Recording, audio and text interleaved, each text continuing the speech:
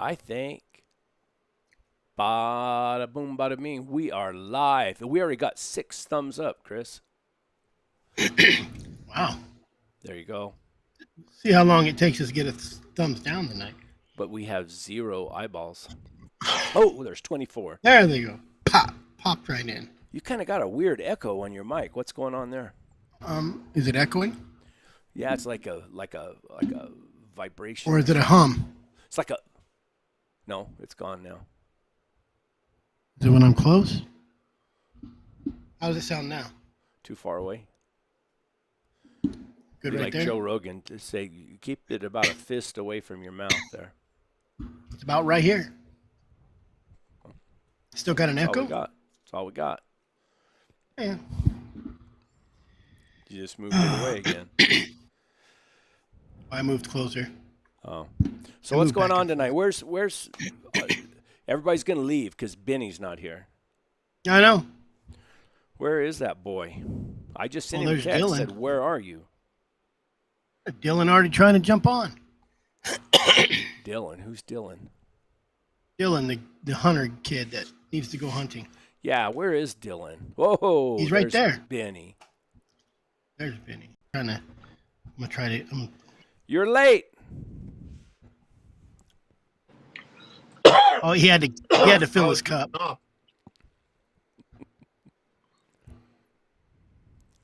He can. I'm sending a link. What's going on? You're off. Is it getting? There you go. It's getting all faded. We're gonna have to get you another one. Well, there's Dylan. Hey, here's our buddy. Here's our Dylan. Dylan is here. There he's waving. I'm gonna add him to the list. Am I muted? Oh wait, there it No, goes. I didn't let you out of the green room yet. So tell us the story. Well, a friend of mine's going to take me out hunting, so I have to set up a blind and everything. So yeah. A blind? What are you gonna hunt? Deer. Cool. Yep. Rifle? I'm going to use his. Cool. Are you going to make a video for us to share? I'm not too sure. You should. That sounds like a yes to me. You should. So tell us, how does this go? Well, you're in Maine, right? Yep. So does he have a feeder, or how are you going to hunt? How do you determine where you're putting your blind? Well, I would like to say, like, last week I went out into the woods and I found this nice clearing. It's not too big or too small. It's just perfect. Scouting. Good job. Mm-hmm. More than I do. So you see a lot of deer sign there? Oh, yeah. On the trail that we have, there's like a bunch of deer tracks. Cool.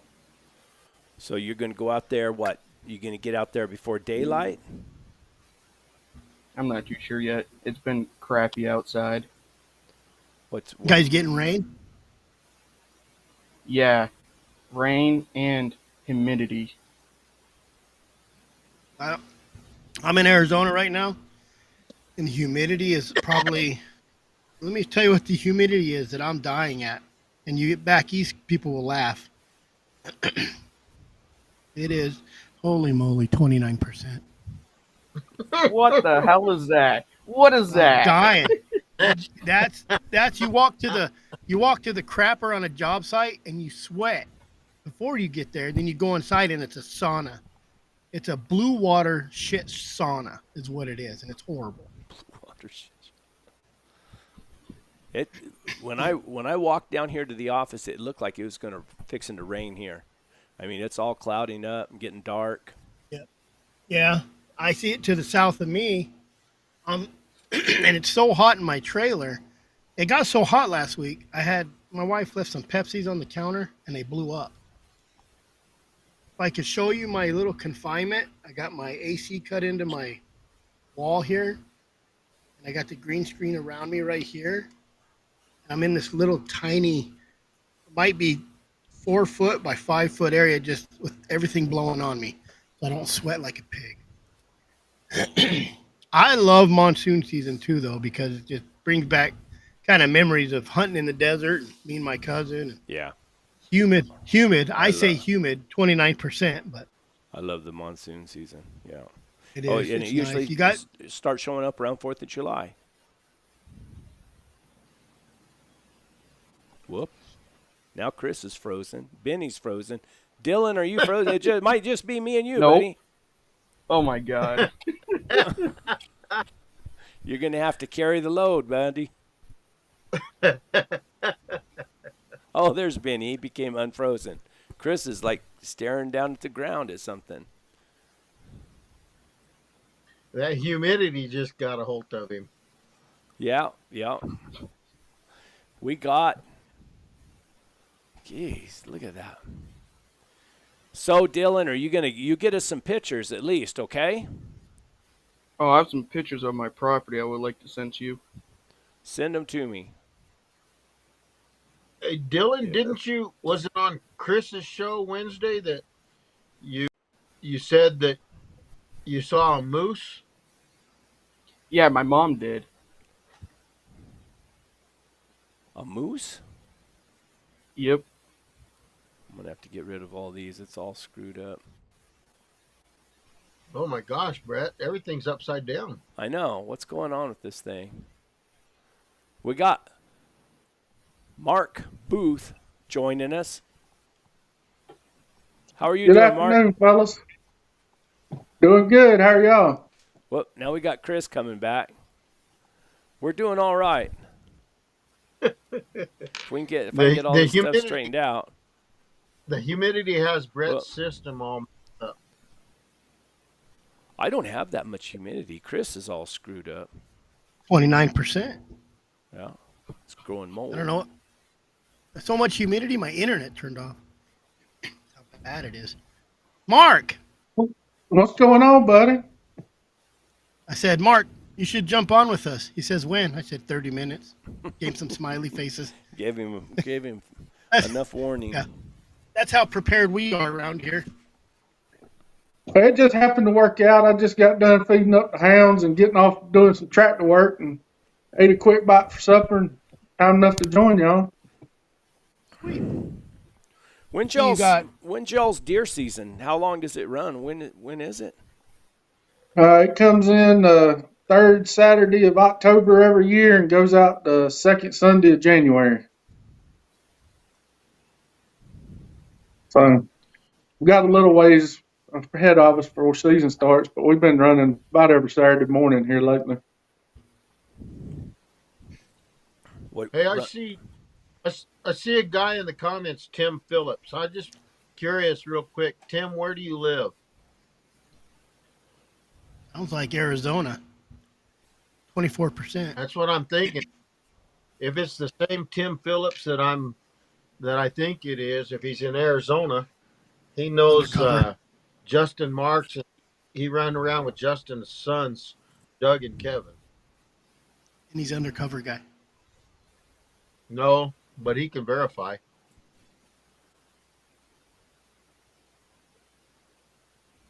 Hey, we got. All right, go back to the schedule. Oh, We ain't got no schedule. Yeah. So, Dylan, what are you doing I to wanna prepare know for more. the hunt? Oh, right now I'm just waiting for some good weather. Those deer are still out there in the bad weather too. Yeah, I know. Should be out there looking for them. What do you have to? What tell us? Do you have to shoot a buck, or is it either sex, or? Well, it can be either. It doesn't really matter. Are you holding out for a buck, or? Not really. I'm not too sure. How many you ever deer are ate- you allowed to shoot? That's part of the deal. How many deer are you allowed to shoot? Where are you from again? Maine. Maine. That's right. Slow. So, Dylan, do you know how many deer you're allowed to shoot, or you haven't got that far into it? haven't got that far into it. Someone on here last time said, I think it was 5 or something, wasn't it? I don't know. It wouldn't surprise me in the Texas Hill Country, like around Sisterdale and Bernie and all of that. You can shoot 5 deer a year. We've never had a regularly scheduled program since the day we started. Our first live was Brett saying, we should go live. And he hit the button. And we went live. And that was it. We were just all together talking. Me, you, Nicholas, Yep. George, Yep. John. We were just all talking. Yep. And I said, hey, I'm going to hit this button. We'll be live. And that's what happened. And now here we go. And then George That's is the too best way to famous do for it. us. I think so. It was just spontaneous. And Dylan, then Nick, Nick's a famous author, so. I want you to send me some pictures. I did. And then, where'd you send it to? Your email. My email. Dylan Moore, right there. It's my backyard. This your backyard? Yeah.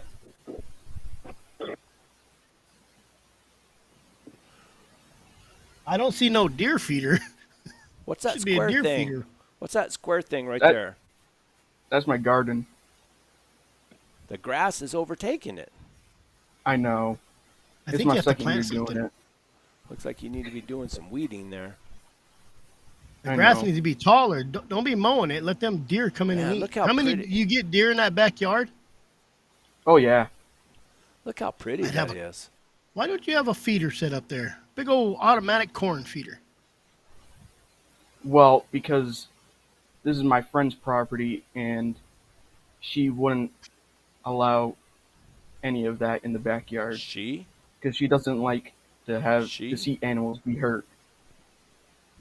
Well, you're not hurting them. You're just harvesting them. You can tell her that you're going to set them free Yes. from the confines of this life. They won't have to suffer no more. I'd There won't be accidentally any- just drop a bunch of corn there. Dylan, Yeah. we're gonna let you go now. We're gonna need All right. another status report next week. We When are you expect- supposed to go hunting? Yeah.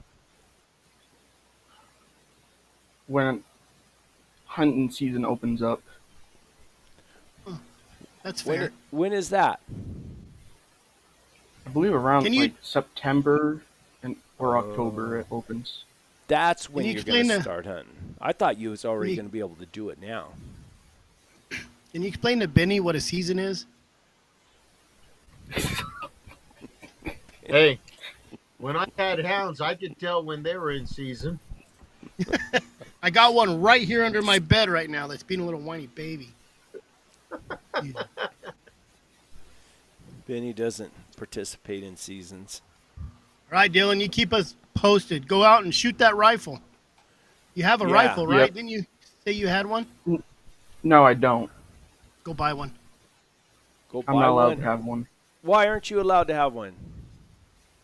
Well, it's because where I live, I rent off of my friends because I don't have that much money. So it's They within don't want you to have the firearms? guidelines. And they tell you can't have firearms? I'd move. No, it's not because of that. It's because of Section 8. They have rules and everything. Oh, Well, gotcha. it's Section 8. What?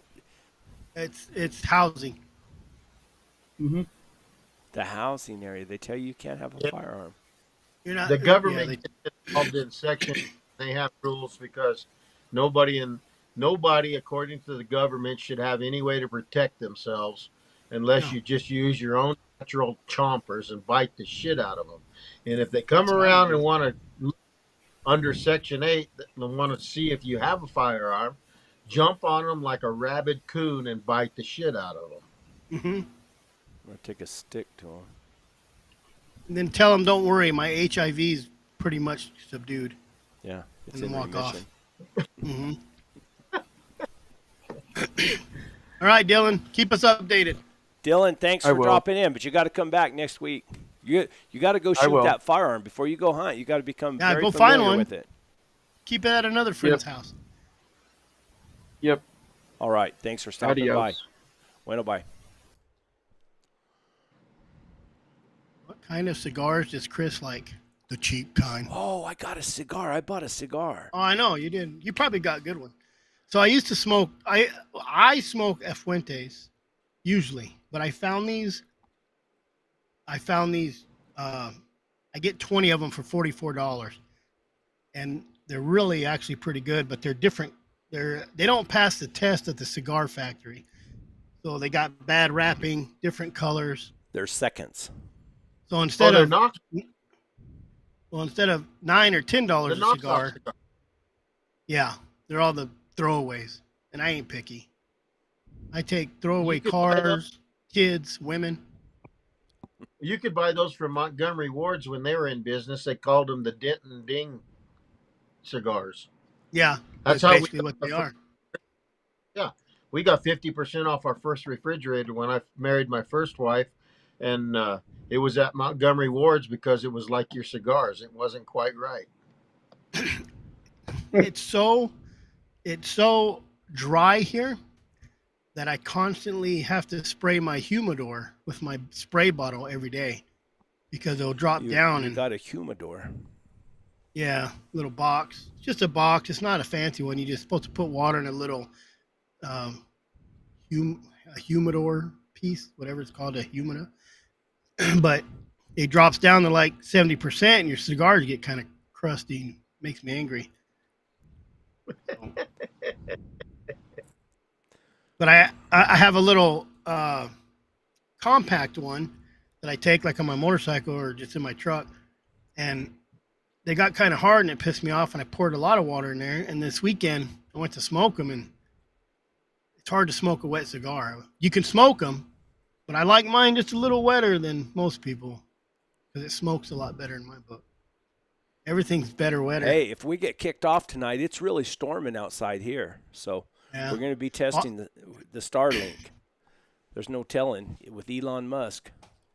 Hot and humid 3-inch rainfalls and tornadoes in Wisconsin. If it rains 3 inches where I'm at, vehicle wash is running. There's mass floods everywhere in my yard. My dad's yard's underwater. Where are you at again, Mark? Louisiana? It ain't a humidifier. South Georgia. South Georgia. Georgia. Yeah, What's, what's the We're, weather we're like? jealous of y'all.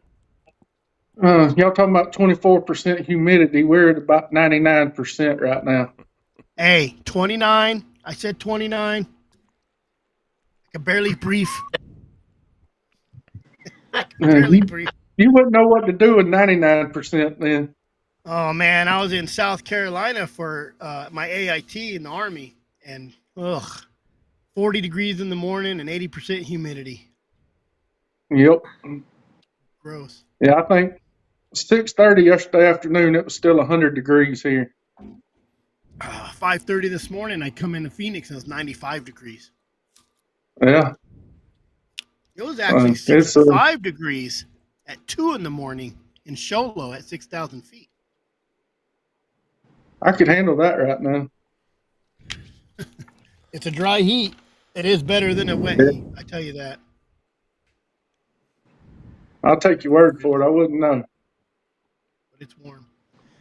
Come on, Brett. You're supposed to ask us all what we did this weekend. Oh, I'm sitting here listening to the wind blow. I mean, it's cranking. I think out I there. can hear it. I think I can hear it. Yeah, it's Either that or it's mine.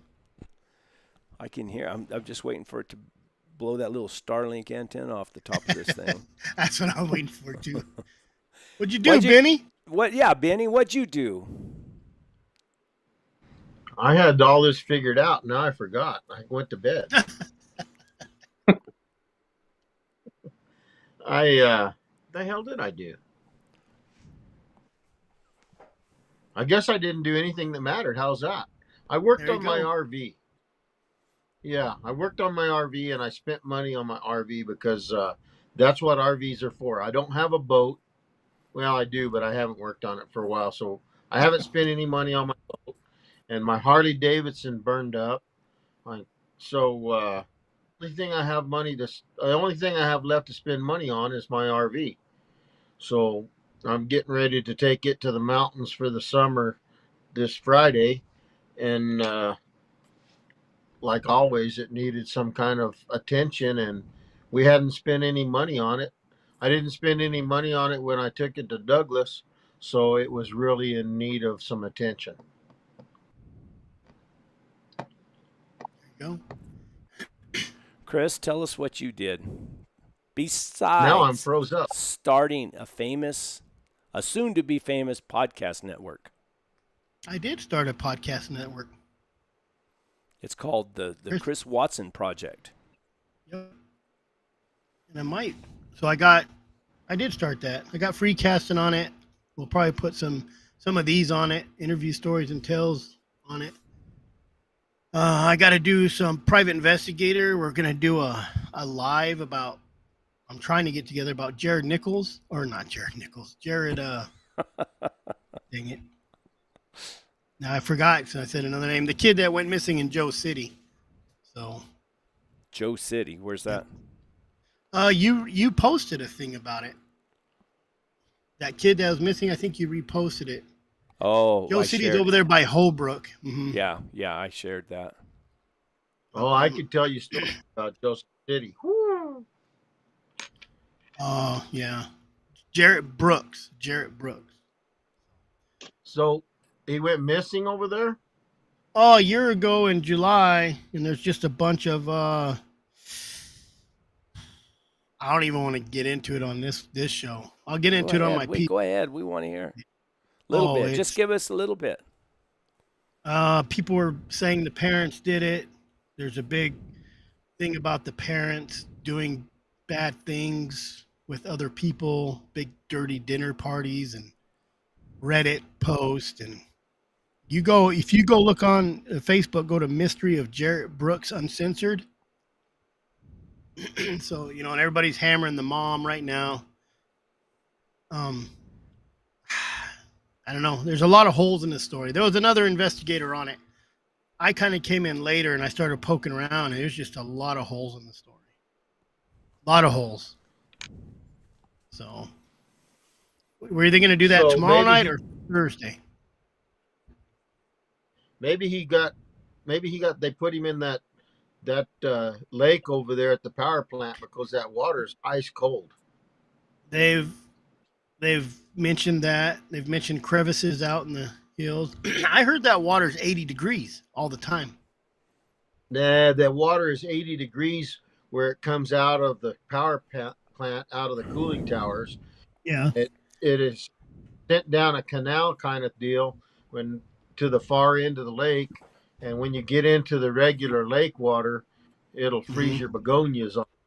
Because when I was 15, my stepdad was building that plant at Joe City, and me and my two brothers went, and I would drop him off at work at the power plant every day, and then the three of us boys had the whole day to go out and get into whatever mischief we needed, and then just had to pick him up. And part of the time we were skinny dipping in that canal, and we thought we'd dive off of that dike and get into the other side, and we almost didn't get back with all of our parts attached. They were going to freeze off and fall down.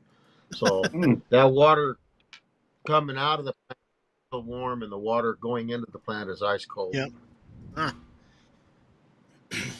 There's rumors of him being in the city dump. I mean, it's a small town. Some weird stuff going on. Oh yeah. I think they're having a big protest by the sheriff's office or something.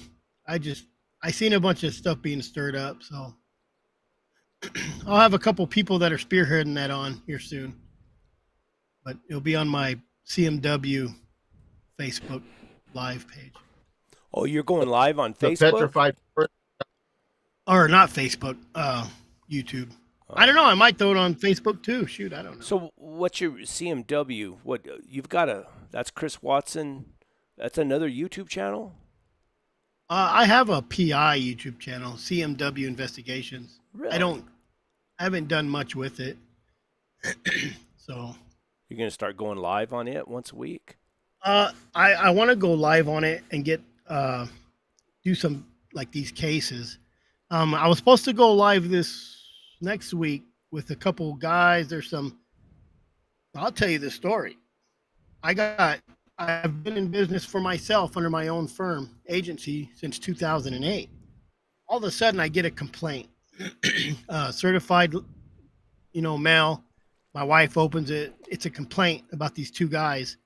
One of the guys, so one of my agents that works for me, he's running for sheriff in Apache County. His opponent put a complaint against me. Now, there's another guy that, if you watch, he's been on the news for stolen valor. I can't tell you if it's real or not. I don't know. I didn't get into that, but I can't say who it is. I mean, he only owns the Trump store in Sholo, but I don't want to say his name.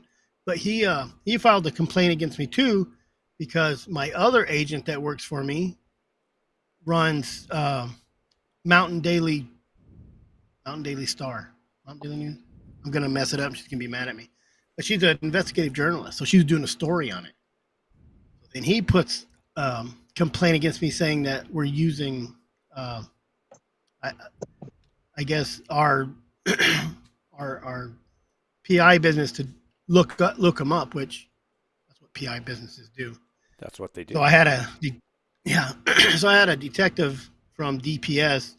I called him and he said, "Hey, I need all your information." I said, "I have nothing on it. There's no case. No one's hired me to do nothing." Then I explained to him exactly what's going on. I don't even know these people. Never met them. They're gonna know me soon. So you've probably looked up all kinds of stuff about me. Don't believe it. That it was totally self-defense. It's always self-defense. It was. I promise you that. Mark, what have you been doing? Let's change the subject. Running deer dogs on the weekend, trying to get them in shape. We've been turning out before daylight on Saturday mornings, have a couple good races to beat the heat, and got a new puppy this weekend from a good buddy of mine, 8 weeks old, just got weaned, so got him settled in, and fixed to start working on getting him ready.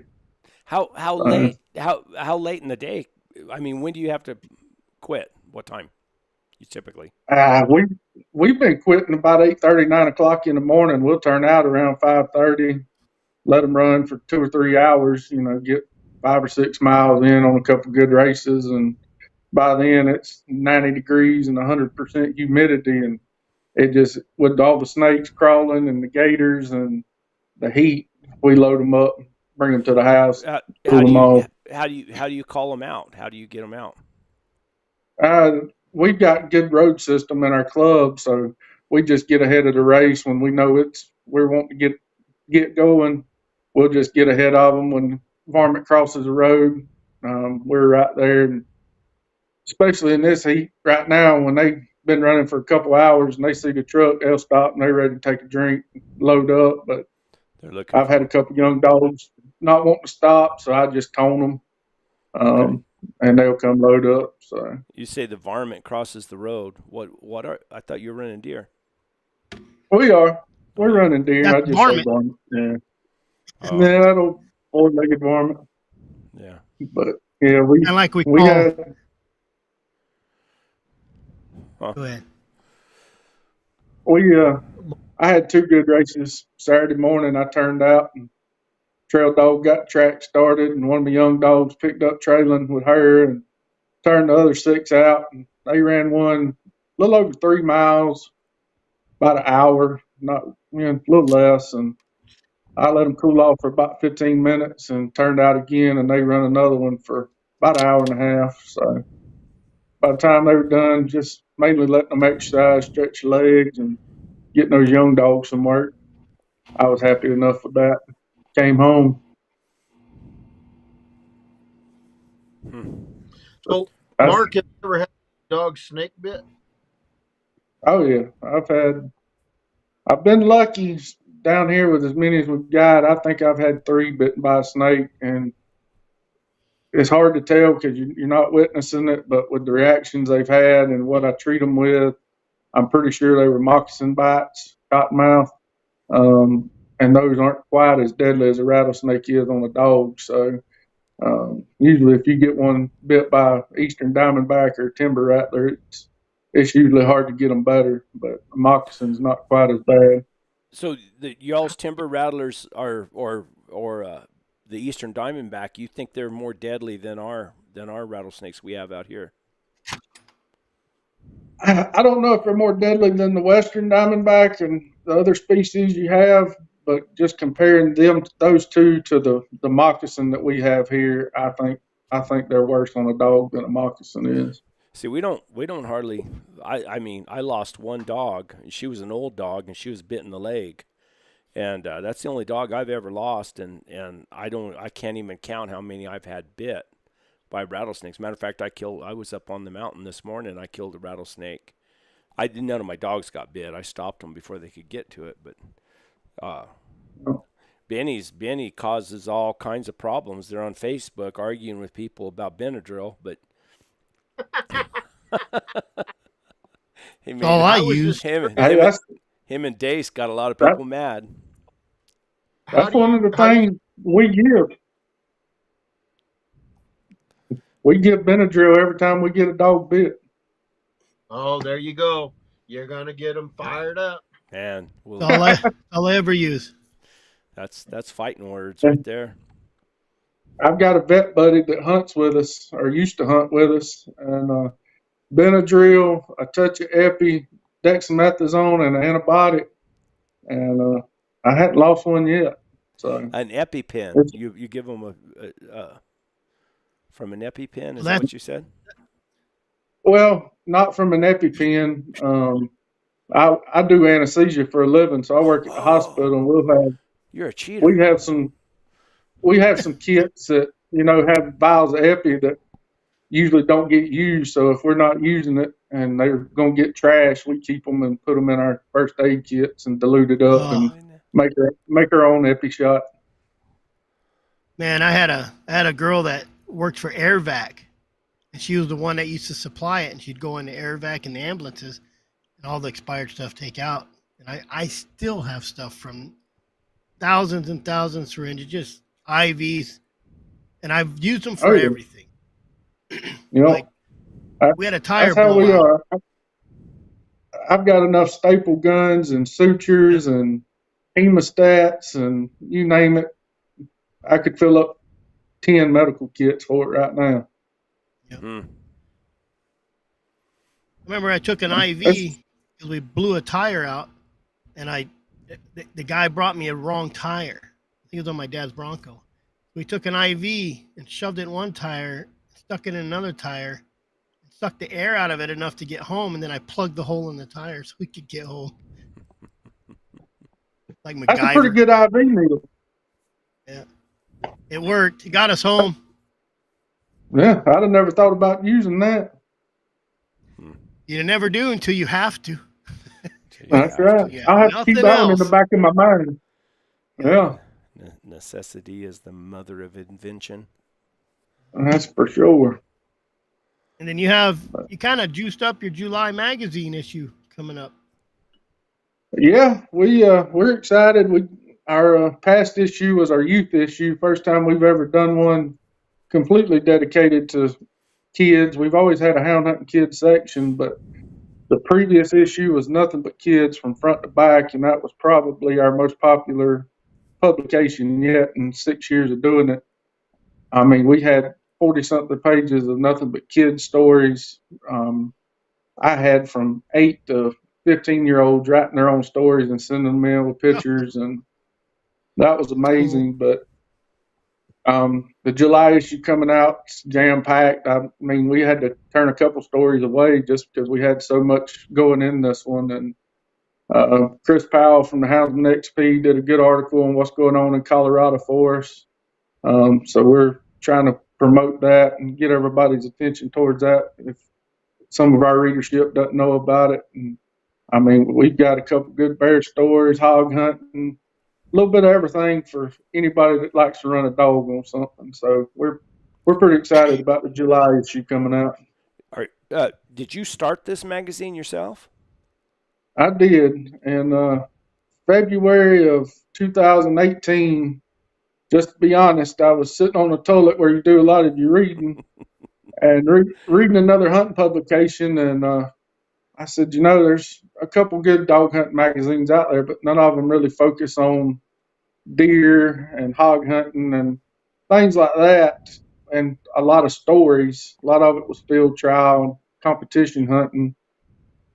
And came up with this crazy idea and talked to my wife, who normally shoots me down when I have stupid ideas, and she liked it and went from there. By September of 18, we had put out our first magazine, and September will be our 7th anniversary of putting out a quarterly publication. So Do you get Tuskers. Do you get good sponsorship and everything with it? And do you have?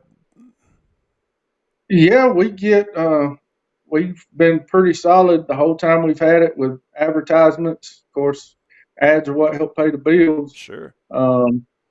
And I know, you know, being from South Georgia in my own little world down here, deer hunting, and of course we do some bear and hog, but I thought we would cover South Georgia and North Florida primarily, but we're in 41 states and 4 countries now. Oh, no kidding. That's cool.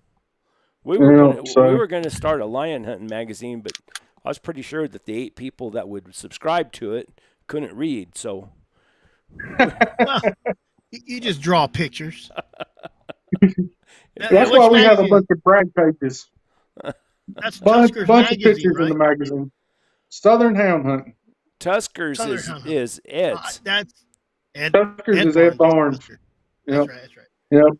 We've got Southern Hound Hunting, and you know, when I came up with the idea, I thought we'd primarily do deer hunting, but the more I thought about it, there's so many avenues of running dogs and hounds out there that we try to cover a little bit of everything.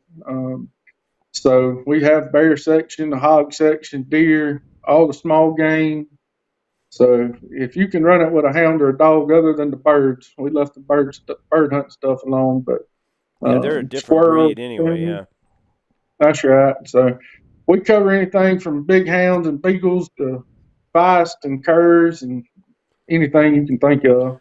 So I mean, do people just? I mean, they submit stories and stuff to you, and you know, and that's the one thing I wanted this magazine to be when I started it, was a magazine by hunters for hunters. Yeah. So I have people. I've got 5 pro staff guys now. They help get the word out when it's time for an issue. Most of them are really good writers themselves, so they'll write stories. They'll reach out to their hunting buddies and get their favorite bear hunting story, their favorite hog hunting story, send it to us. And of course, not all of us can write, because I'm one of them. My wife is our editor, and she gets on my butt constantly about the way I write. She earns her money. Yeah, she earns her keep, that's for sure. If it wasn't for her, we wouldn't have this magazine. But you know, we'll get people on the phone and we'll spend 2 or 3 hours with them, getting all the details of their hunt. If they're not comfortable writing it, and we'll get it down in words for them and get it edited and send it to them, make sure that we got everything right for them, and they'll send us pictures to go along with it, of course. And so it's pretty cool when you can look back, you know, 6 years now, and somebody can say, hey, I wrote a story in July of 2020 and can look back and say, well, here's my story word for word with some pictures to go along with it. So it kind of helps people preserve their hunting memories. Yeah, you bet. That's why I make videos, is I can't write. No. So speaking of kids, your favorite person in the world, Steve Ranella, they're doing a new podcast for kids. There's Benny. Benny just pops in and out. Don't even like magic. Poop. I know. And he's I'm doing a frozen. podcast for kids. Yeah, I'm frozen again. Yeah. You All look right. sophisticated right there. We You're can hear all right. you. But go ahead. What about Steve Ranella? What'd you He's say? doing a meat eater starting a whole new network, podcast network too. They're moving everything to one network. But one of those, they're going to start just for kids, a kids podcast. Kind of kid friendly. They're going to do like 4 or 5 of them. See how it goes. I think that'd be kind of neat. You know, like. Yeah, I like that idea. Yeah, they're going to do he had a really good podcast today. And that's where I brought up the Wooly Mammoth thing, because they talked about 'Cause I think I don't know if everybody heard you're gonna try to clone a woolly mammoth or something. You're gonna try to grow one, or and he I've goes heard in through that the whole before. cloning thing. This guy's pretty smart. He goes through the whole cloning thing. They're talking about like live tissue. You can clone with the live tissue. This dead tissue, they're gonna have to engineer, manipulate, whatever. But so like if you have a dog and you have live tissue, you can cryo freeze it as long as you want and clone that dog. So they got into, is it going to be the same dog? And the guy was like, well, No. how are you going to train it? Are you going to train it different than the first one? So they're saying that the makeup of it is similar, like having the same dog, but what are you going to do different? If you have a dog for 10 years, then you clone a dog, and let's just say you take the exact same dog. Say if everything's the same. And 10 years later, your training habits are going to be different anyways. Well, So yeah, I mean, whatever that dog has been exposed to in his experiences during that, especially during a formidable stage, I think, from the time they're born until they're 2.5 years old, that's what makes the dog. I mean, as long as any physical abilities, if he was cloned, would be the same, I would think. Yeah. And maybe his ability to learn, but geez, that would be hard to make them the same. it's all real cool stuff, but in my theory is when you're messing with Mother Nature like that, it's just dangerous. Dangerous. The woolly mammoth is extinct for a reason. Yeah.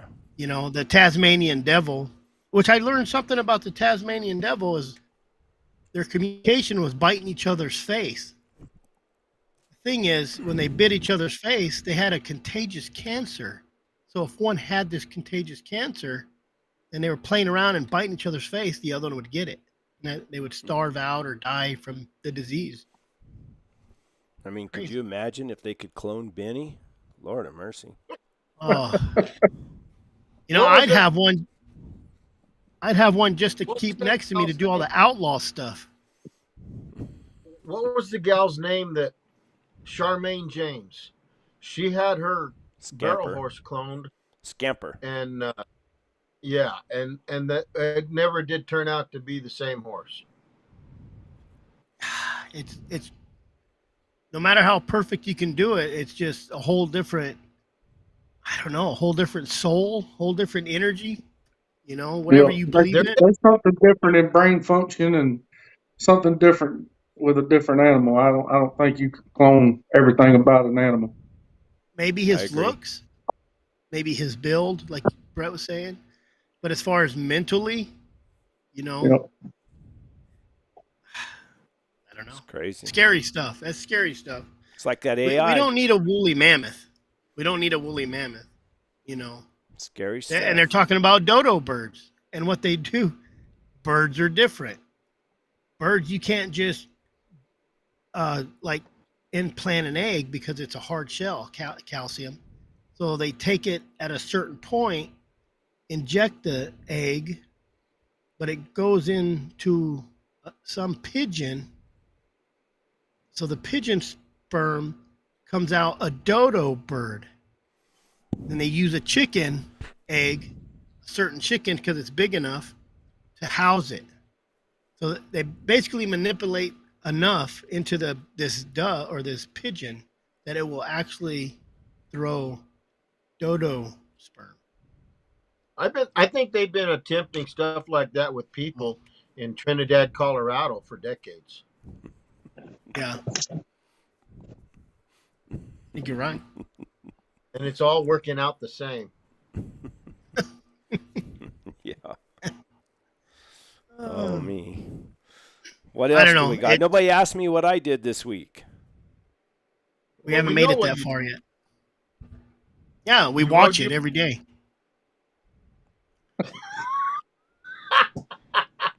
Brett, what did you do this week? I didn't do a damn thing. None of your business.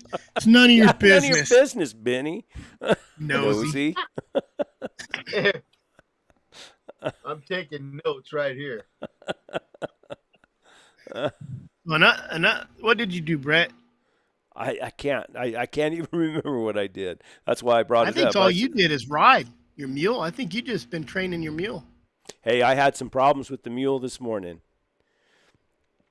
We got into I took her into a real rough canyon that I've been through on Agnes and Jet a bunch of times. That's where those Indian petroglyphs are, and we got into a bad spot, where I just didn't trust her. It's pretty bluffy and stuff, and I got off to lead her, and she locked up on me. I didn't use the shock collar on her because I was in a bad spot, and if she would have jumped, she would have hit me and knocked me off the bluff.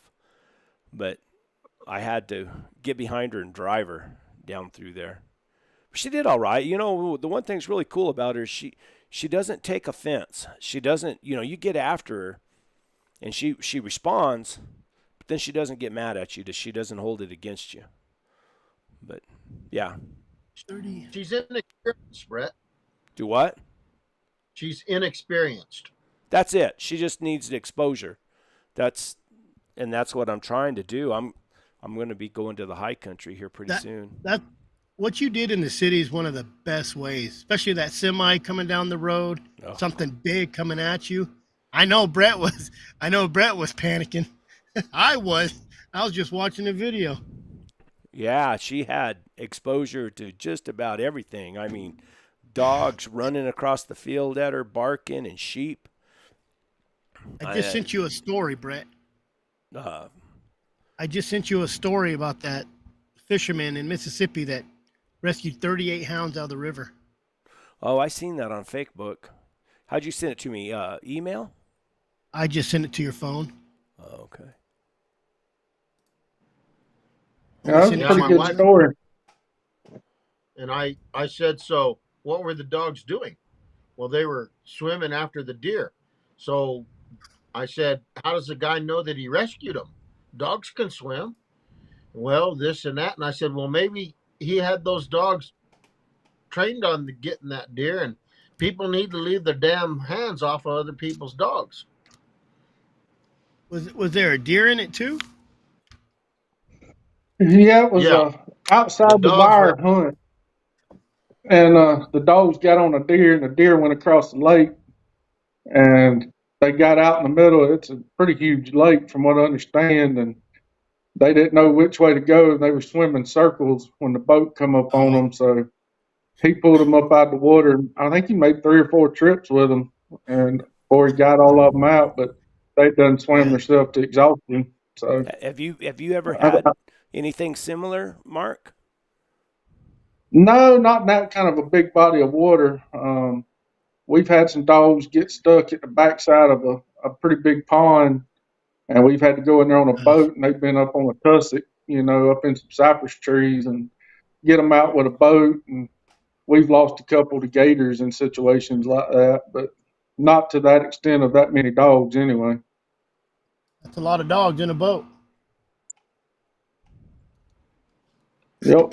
Yeah, it is. Huh. That was something. And those dogs, I read that, and they were just swimming around in a circle. They didn't know where to go. They didn't know which way to go back to land because apparently they were right in the middle of that lake, and they were probably just kept swimming until they were exhausted and gave up. So good thing he was out there when he was. Yeah. No kidding. I guess it's a good thing Loch Ness Monster wasn't there too. Yeah. Sharks or something. Where was that at? Mississippi? Yeah.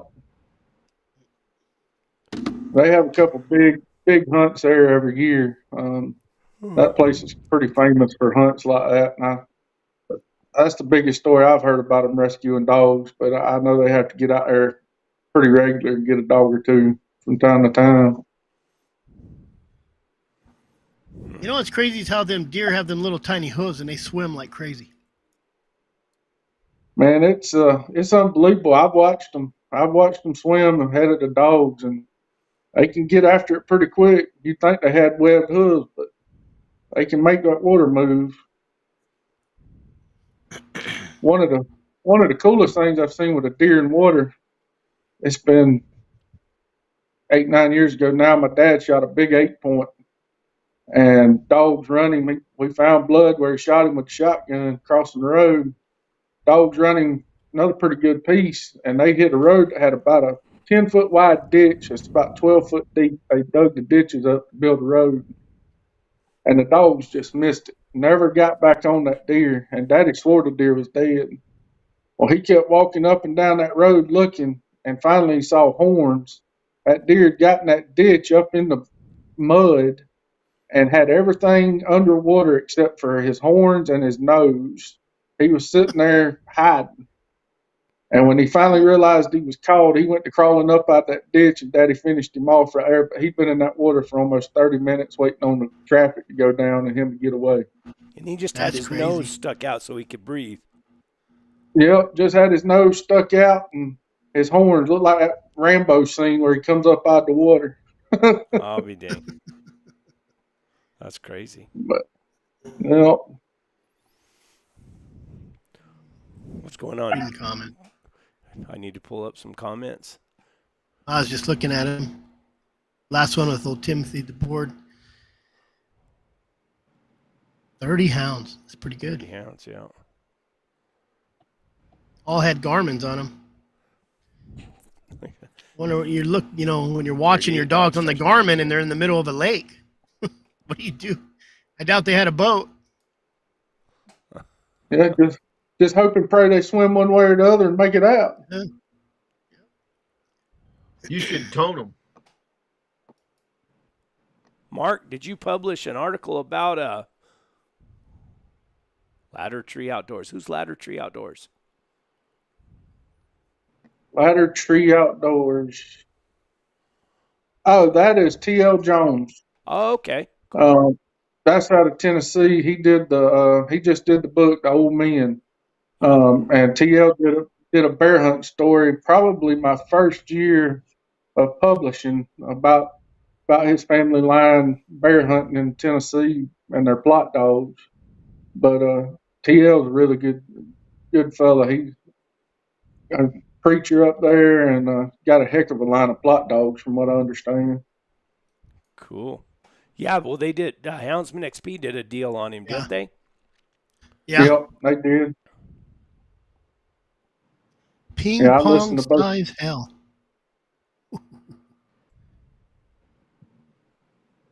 Big hell. Yeah. What close call with two astronauts this morning? What's going on, Garland? What was that? Is that your buddy? Yeah, he's my neighbor. Gotta explain it. Close call with two astronauts. Type fast, Garland. Type fast. We can't have silence. Brett, you live right there by that space launcher deal. Yes, I do. Space. But you don't pay attention to it. What do they call it? The SpaceX.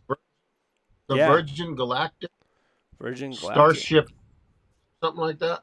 Yeah. My daughter, my oldest daughter is the county manager, that county down there or over there. I shouldn't say that. I shouldn't say that because I think she tries to keep it like I'm unknown. I'm not. She doesn't really care for. It ain't my dad.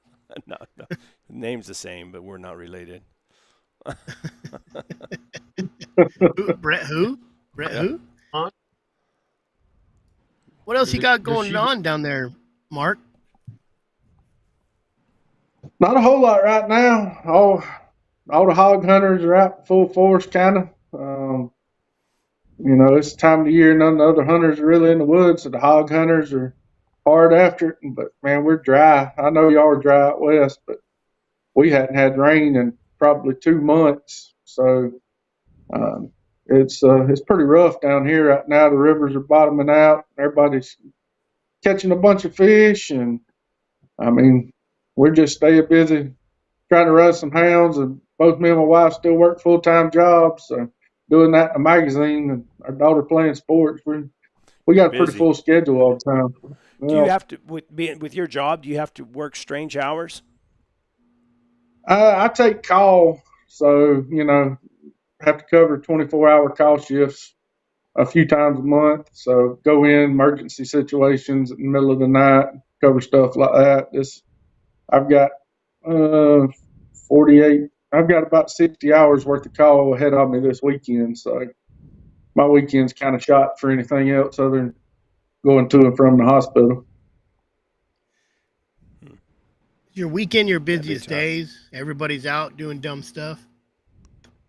Yeah, there's certain times of the year, certain holidays, people do a lot dumber stuff than normal, but you just hope for a quiet weekend when you're on. I think Chris is Oh. undercover. Who? Might be. Garland, Might be. NASA barely got them back in space station. Spacewalk failure with broken water line. Mm, NASA barely got them back in space station. that'd be a bad feeling. I'm beginning to think that too, because I had a guy. He sure has buddied up with me and Benny. I'll get Who's Benny that? first. Chris. Dylan thinks I'm undercover. I went to a bike rally this weekend, and I kept bumping into a guy. He's a hunter down there, and he said, I just bump into him all the whole weekend. He says, God, you're like a ghost. You just pop in places. If I was smart, I would have said, well, yeah, that's what they hired me to do, follow you. I'm a paid ghost. Hey, future plans. I need to run this by you guys, see what you think. I think it's a good idea. Cody King. What? Then what does it matter what we think? Well, you can reaffirm what I think. Cody King is going to Africa to hunt leopard, and he's going to be going in August. And we're thinking about trying to do a week or a daily update on his leopard hunt live from Africa, because he's buying the Starlink, so he's going to be there, and with his Starlink. What's the time difference? What's Africa right now? It's like 8 hours, I think, difference. We were talking about that. So he'll be in South Africa? Benny, I don't even know where Africa is, but it's wherever they have leopards. It's that way. That way. I think it's down there on the other side of Garfield, but I'm not real sure. Over there. When I was going to Swaziland is down in the southern falling apart. part of the eastern Cape of South Africa, of the whole continent. And it was during the summer when we're on retarded time. They were 8 hours ahead of us. Yeah. That's why I think he said 8 hours, but that's why I told him. I said we'll have to calculate it out and figure out what how it would work, and what time and everything. It might not work where we can go live, at a good time, but at least we will be able to go live and then be able to save the video. People can watch it, whenever they want. Yeah. Because Cody's idea is that he wants to go live and him have a leopard right there that they've already. What do you say? Now is he hunting leopards with hounds? Yeah, get with Gavin. Okay. What's his name, Benny? Gavin Lipes.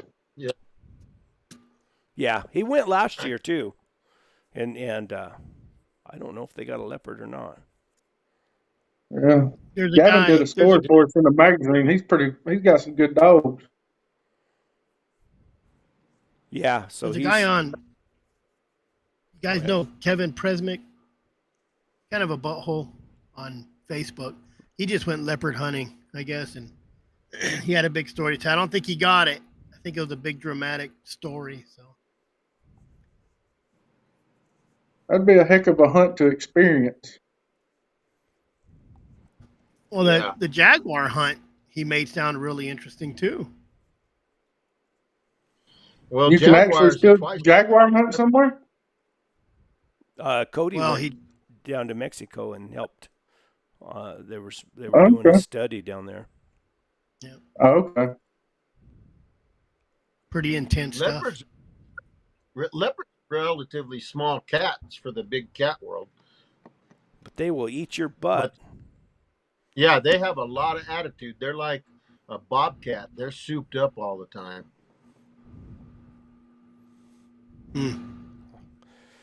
Like a chihuahua. Yeah. Yeah. But I think that'd be pretty cool. I mean, it'd be fun to try to do. Yeah, that would. I think you could draw a crowd to watch something like that live, even with the time difference. Yeah, I don't know. It'll just be him telling the story. I'm sure he won't be able to document the actual hunt live. But even if he did, he'd forget to push record on the camera anyway. Yeah, no, he's terrible. He got all set up. He even had a guy that came down to had this professional drone and everything, and they still didn't get anything put together. What else we got going on, Brett? Hound Rendezvous is coming up. The Hound Rendezvous. Started July, guys. Go to that pick and shovel outfitters. Here, .com let me find it. Sign up. Sign up for your steak. Big steak dinner. Let me see if I can find it. I had someone say they tried to sign up and the website wasn't working. But then I talked to I sent Diana a message, and she said it was working. So she checked it and it was working. So it might have been, someone's error. There you go. We got people from Louisiana coming. We got people from West Virginia coming. I've sent out a lot of. Where's it at? A lot of young Arizona. Okay. So, Calvin Redhouse from the Nation will be there. Who will be there, Benny? We'll see. Calvin Redhouse. Yeah, he's supposed to be there. We'll see. And then I've sent out a lot of OnX pins for it. Have you? Cool. Yeah. Yeah, the one guy texted me, and then I didn't realize where he's from. Zane Hoyt. And he said, "Yeah, I'm in West Virginia. So I'm gonna try to make it down there." God dang. That's my friend, Mr. Jarman. He was going to try. He had a guy offer to drive him down there, but I guess he's kind of busted up after all these years. He's an older man, and he said he didn't think he could stand it sitting in a car or vehicle that long. Yeah. How far away is the drive? I don't know. It's a long way, so I don't know. Where's he from? Is he from Arkansas, Alabama? I'm not real sure. Oh, yeah. He'll call me here in a minute. He'll tell me. He's probably listening to us. He'll call me. I had a couple missed calls from him, and I haven't. I've been busy. I haven't been able to get back with him. But okay, guys, So tell me a little bit about this. What is it? Our rendezvous? You got to come. It was me and if you want to see, you got to come. Yeah. Just write it off as expense for the magazine. Bring some magazines. That's Tell right. a story. Yeah. It's what I was thinking. August 24th. Me and Brett were like, let's just have a rendezvous, just a campfire. And then this Diane, what's her last name? Fair. Casey's wife. Fair. She says, "Hey, I got this forestry camp that for this date, and the dates all worked." And I said, "All right." And she goes, "Well, yeah, we'll do a dinner. We'll do this." I'm like, "Gosh, we just wanted to have a campfire and get a bunch of houndsmen over there to see who could either lie or fight or drink." And we'll still have that. Yeah, absolutely. She's just even if it is a no burn.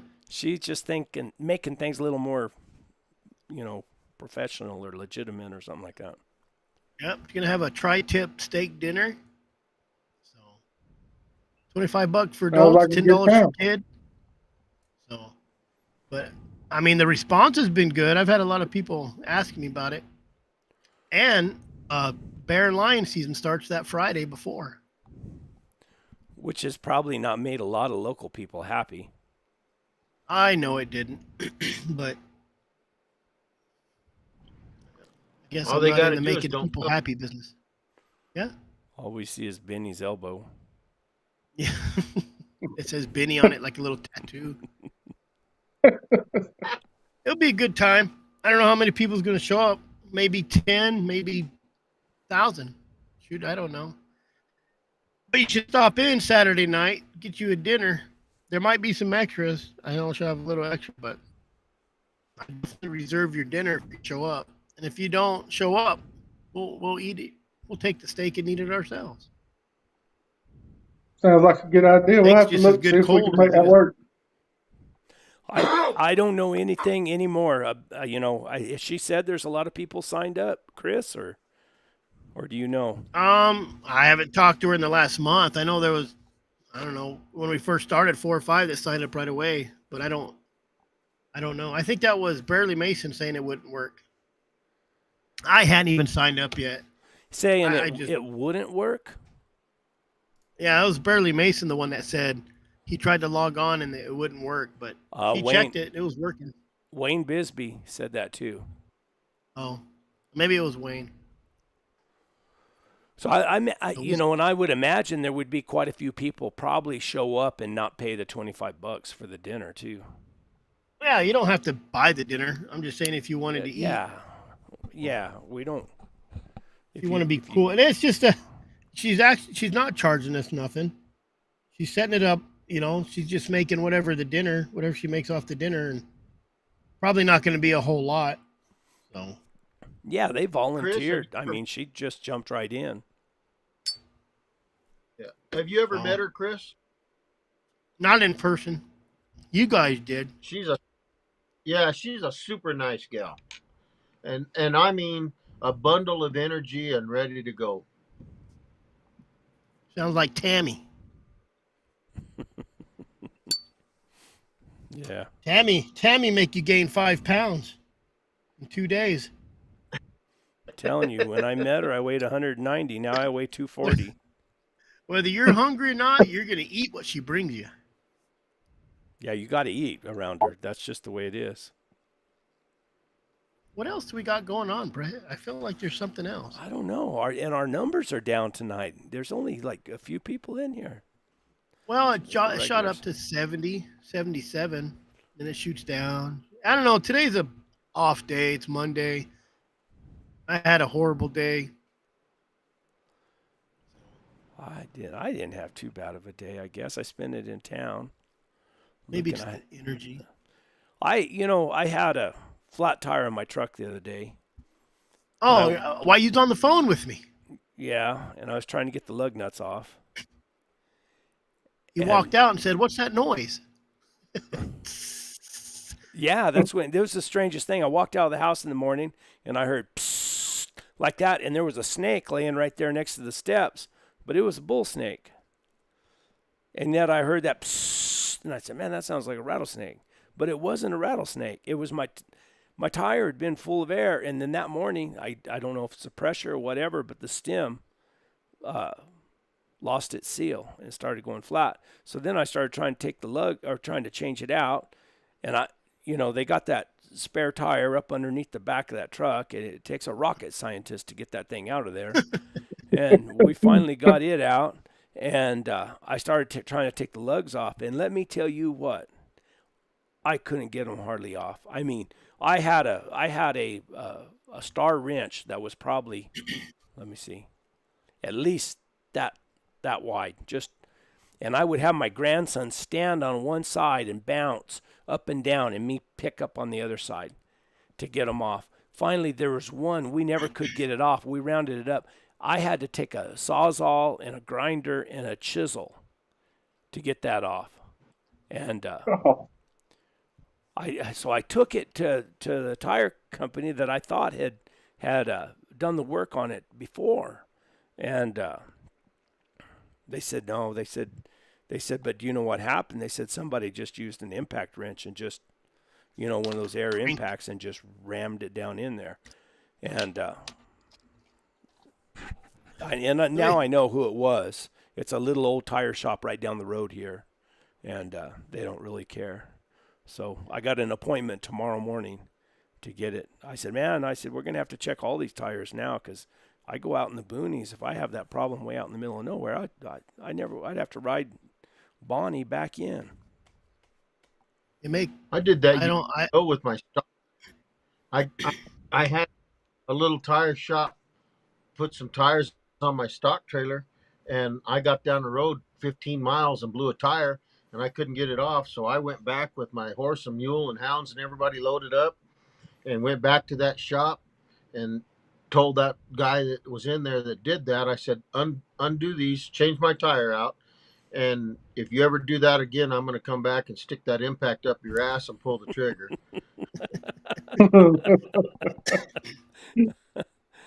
I never leave home without my cordless impact. Let me tell you a story about that. The cordless star. impact wouldn't take these off.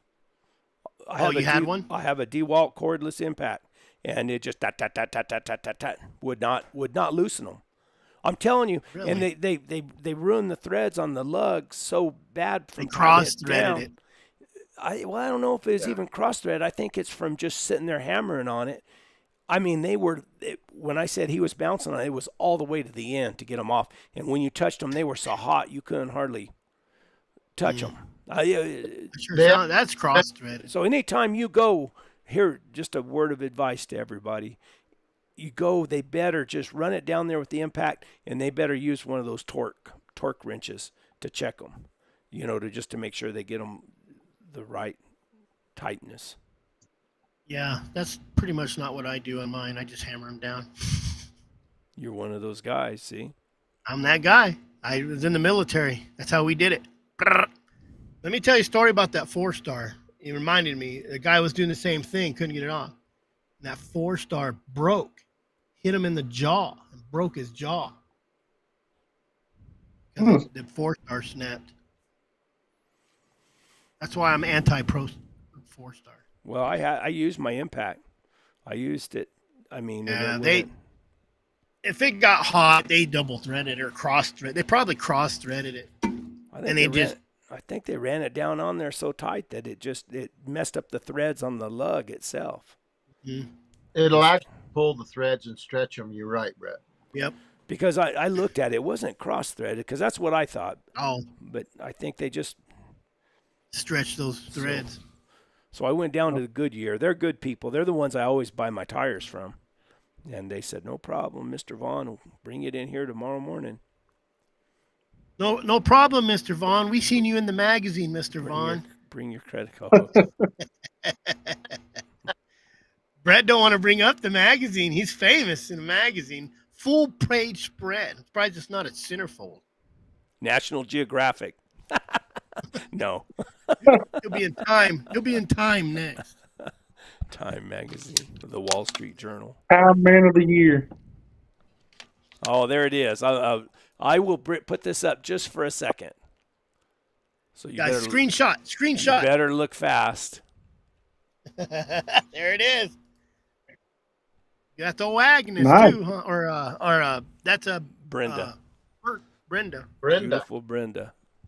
Beautiful Brenda. I was in the Barnes and Noble talking to Cody King, and I was talking to him, and I was telling him, I said, man, I'm here to buy a magazine. I said, they did an article about me in a magazine. And I said, heck, I haven't even bought it. I don't even, I haven't bought a magazine in years and years and years. And I was talking to Cody, and there was this older man. He was sitting there listening to me, and I could tell he kept looking at me. And while I was talking to Cody, and I said, yeah, it's in New Mexico Magazine. And I said, they called me up, and they did an article, and then they sent a photographer down, and he took pictures and everything. And I said, I don't even know, where I heard that it was already out. And that old man, he brought me the magazine, and he said, here you are. Gave it to me. Sign this one. Can you sign this one too? So I called my wife, and she made me buy a bunch of copies of it. So anyway, that's pretty good. That's my claim to fame. Yep. There it is. Well, if you want to be in another one, we'll put you in ours too. There you go. Come down there and run a deer. I got some good deer dogs. Do you? We're always It's so looking funny. for some. They'll run one. They might, if they have to cross water, though. I'm pretty sure they'd stop and not cross. We'd get them figured out on that pretty quick. Madison Bisbee. Madison getting that dog from Bisbee. you. She's getting a pup from me. And she has to come on the show and do some There you go. update. She's a 14-year-old Hounds person, and she can't wait to get that pup from Brett. Good. He's going to be at the Rendezvous, and I'm going to bring those pups. I got one for you too, Chris. A nice one. Dadgummit. I've been trying to get fired, but my dad won't fire me. Quit. I would, but he knows where I live. If you quit, though, you can't get unemployment. No, I'm subcontractor anyway. You don't get it anyway. I did do a PI case this weekend. So, guy called me, needed some stuff done like that. I was at a bike rally, called my daughter. She has her PI license under me. Flew over there, took care of it. Made big money for a few hours of work. Silverback Gorilla Edition. National Geographic has pictures of Benny in their Silverback Gorilla Edition. Oh, you made him mad. Look at the glare. He's just a frozen glare. It's not frozen. That's just look right now. I think Benny's gone. Y'all done made Benny I'm mad. here. I'm here. I'm just frozen. He was speechless. I want to copy that magazine, Brett. That's old Garland. Oh, Garland. I'm going to be selling signed copies. On his Patreon. There you go. Oh, yeah. It's kind of embarrassing. I don't know why. I put videos out and I put myself out there and everything, but for some reason, being in a magazine just embarrasses me. I don't know why. That's why I don't put myself in my own magazine. Yeah. I don't know why. It bothers me. It's weird. Well, I'm glad I got to meet a famous man about probably a year ago. My buddy and I, right? Well, yeah. Right, Mark? It's you My buddy and I. Ask his That's wife. right. Went to Brett's home and got a pup, and she's doing amazing. Where's a picture of her? How old is that pup? Good. People are quiet tonight, too. There's 70 people in here, and they're quiet. Somebody got to ask a question. We're dead tonight. Yeah, open questions. I seen That's Brett what yawn man, about 45 minutes in. I've been in town. I've been up since 2. I went and bought me a couple of cigars. Oh, we talked about that earlier, but I think I'm gonna save them for my campfire. Me and Bonnie are going to the high country. You got to spend some alone time together. Man, I got to get out of this heat. I feel miserable. It's pretty dang warm. It was nice in Sholo because we actually got a little bit of rain, which would have been nicer if I wasn't on my motorcycle riding 200 miles in it, but it was still nice. What do you do? What do you guys do at a bike rally? What is that all about? You just all look like a bunch of I tell you bikers what, I and go there. Girls yeah, real skimpy clothes and yeah, they try, but if you're going to a bike rally to pick up girls, you have to have a very low standard. Very low. They're not exactly. They're not the kind you want to take home to show your mom. And I'll just say they're not the kind you want to pick a fight with. I tell you that. They're tough. Some of them look mean, especially the ones that roll in on the Harleys. You know. Oh, right there on No, bikes. so the Honda Casino has one every year. We go every year, and I have to. So like when I checked into the hotel there, I had to rent a hotel room for next year already, or you won't get one. So I'm already booked for next year, but it's $65 for both of us. 45 rider, 20 or 45 driver, 20 rider. Um, Friday night they have steaks or a hamburger and hot dogs, big grill, and they did good this year.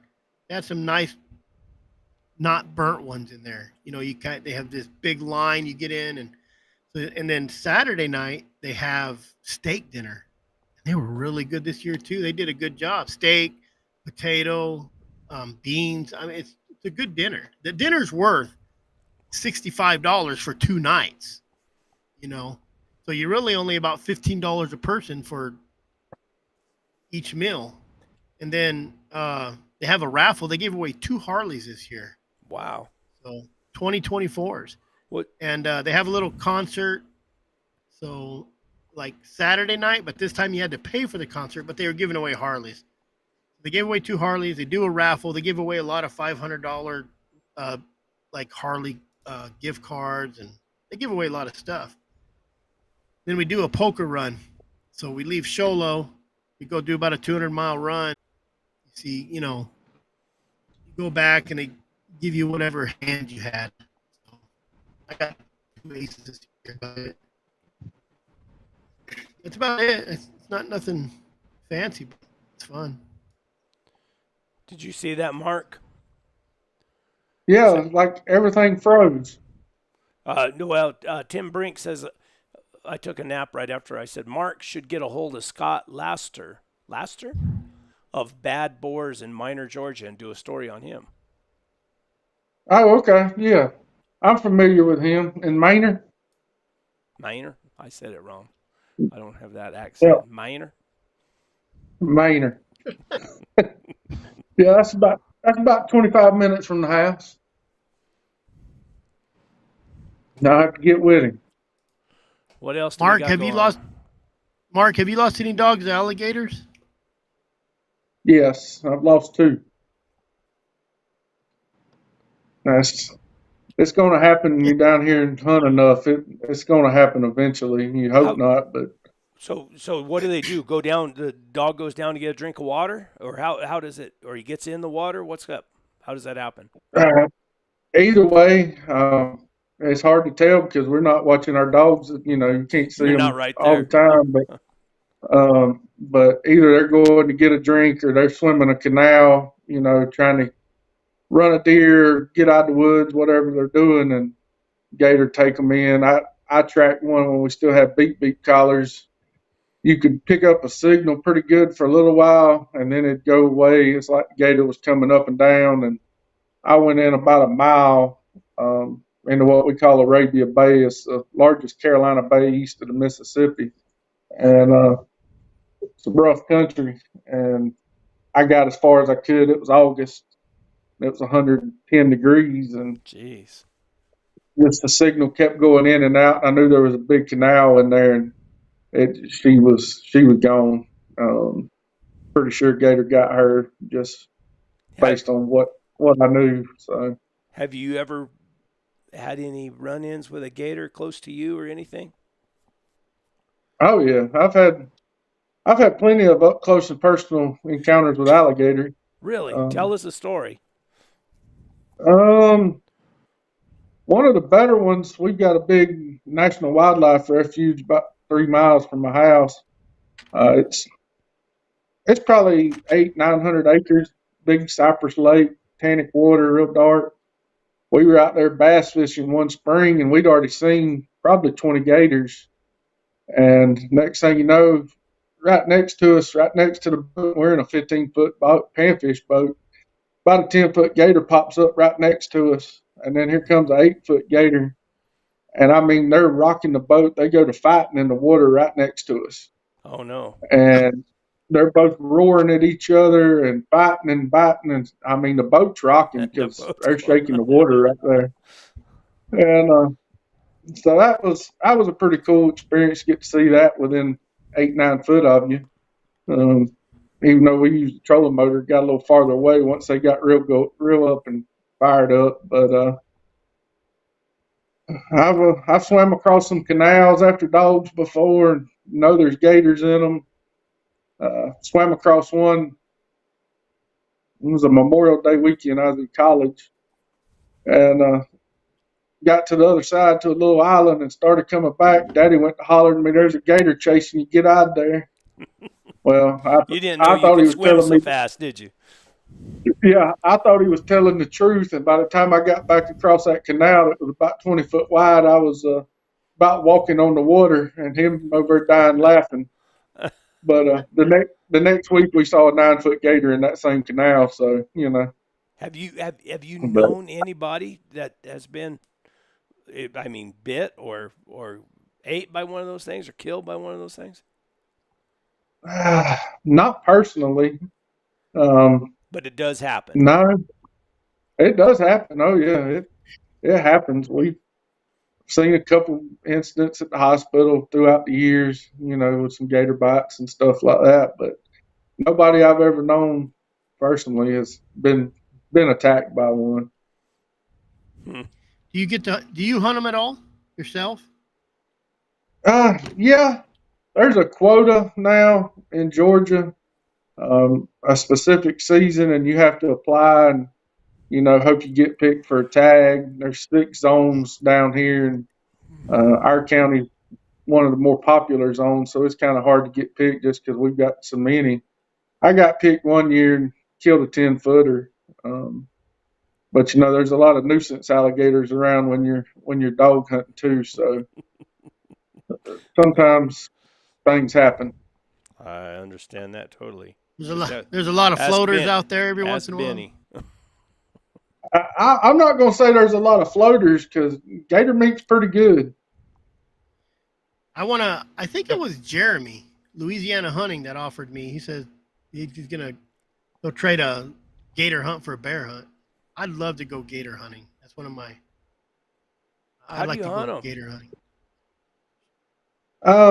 There's a lot of different ways down here. The regulations, you have to have a line in them before you can dispatch them. So some people throw, with a heavy rod and reel and a good line, get them to bite something or snatch hook them, and get them fighting and get them to the boat and hit them with a bang stick or something like that. A lot of people will shoot them with bows, just kind of like bow fishing. They'll shoot them with a bow, get a couple arrows in them anchored, and I mean a good sized gator will pull a boat around the pond like it ain't nothing. And once they get kind of tired up, you can pull them up to the side of the boat and dispatch them there with pistol, bang stick, whatever you got, and bring them in. But I'm trying to remember the record down here now. It's over 13 foot as the state record. And hauling something like that in, that's a job, hauling a big gator like that around, trying to get him in a boat. I was crabbing one time down in Louisiana in the by Lake Charles, and I caught a little 4-footer, about a 4-footer on a chicken. What was it, chicken neck or whatever? We were crabbing. I threw it out there to where I could see the gator out there in the ditch, or I called it a ditch. I think they call it brackish water. Does that sound right? Something like that. That's right. And I threw it out there, and he grabbed a hold of it, and I pulled that sucker in. And my ex-father-in-law was hollering at me, said, "What are you going to do with him when you get him here on the shore?" And he let go. He let go when he was rolling. Though he rolled on the way in when I was pulling him in, and then he let go, and he just went back out there and turned around. Those eyes sitting there looking at us again. But I played with one, caught a little panfish sitting on a dock one day, and went to just tapping the water with the end of my pole with the brim still on the line, and I knew there was a 6-footer. I'd been watching him all afternoon, just floating around out there. And that popping noise on the water got his attention. He swam up there and he took half my line and the brim off for me. I didn't have to worry about taking the fish off the hook. He got him a free supper right there real quick. Like, how long do they live? How old do they get? Man, they're dinosaurs. The Yeah. Okefenokee swamps, 45 minutes from here, the largest swamp in the country. And they've done studies, and I know they've got dinosaurs, alligators on record that are 100 years old. No kidding. Yeah, Um, I gotta they look at they it. get old. they get old, yeah, especially in the Just swamp. like And they'll Benny. have, during mating season, it's impressive. People have posted videos in the years past. You could look it up of the gator roar, and there's canals that they've got dug through the Okefenokee, and there'll be hundreds of alligators on top of the water getting ready for breeding season, and they do their roaring. And it's almost creepy when you see it. You don't want to. I wouldn't want to be there, but there'd just be hundreds of alligators up and down these canals, and I'd hate to fall out of the boat right there. It says alligators live as long as humans, an average 70 years, but can be 100 years old if they survive a difficult Yep. life, which starts with biting and fighting that never ends. Wow. Yep. How about crocodiles? You see a lot of them one arm or gators missing arms and legs, huh?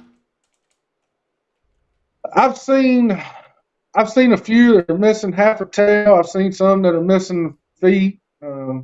Couple ones missing legs, because in these lakes and stuff we fish down here, there's about what we call mud mounds, just big piles of mud piled up, and they'll get on them in sun during the summertime, and you can see them good like that when they're sunning or up on a bank. And yeah, we've seen some missing all kind of body parts. Crocodiles can live over 120 years. Jeez. Yep. That's one of my goals. Go hunt an alligator. Well, Where's we it good? could we could make it happen. Is it hard for out of stater to get a tag, or No, I think right now it's taking about 6 points, which is, applying 6 years and getting denied and building up points. So it takes a little while. Louisiana or Florida, it's a lot easier you can buy them over the counter in either one of those states. Oh, that'd be cool. yeah, Let's go, Chris. that? And I'd like to go shoot some iguanas. I want to do that too. I think that'd be fun. Yep. What makes that fun? There's a lot of them. There's a lot of them shooting them riding in a boat. And I enjoy the videos where the guys have got their dogs trained to go retrieve the iguanas once you shoot them.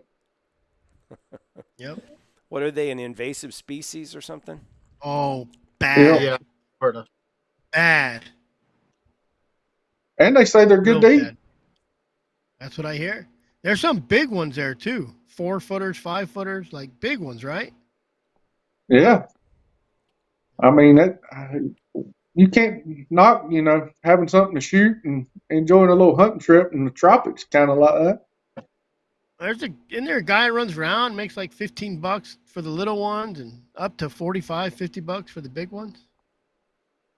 I don't know about that, but I'm sure there's some kind of market out there for them. Yep. There's a lot of them. Like all Kill over you enough, everywhere. you could make you a good pair of boots. Yep. Another one of my goals.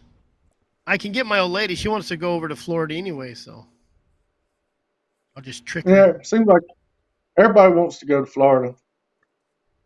I don't want to go, but if she wants to go, I'll take her so I can go hunting. Shoot That's some right. iguanas. That and pythons, or what is it? What do they got real bad over there too?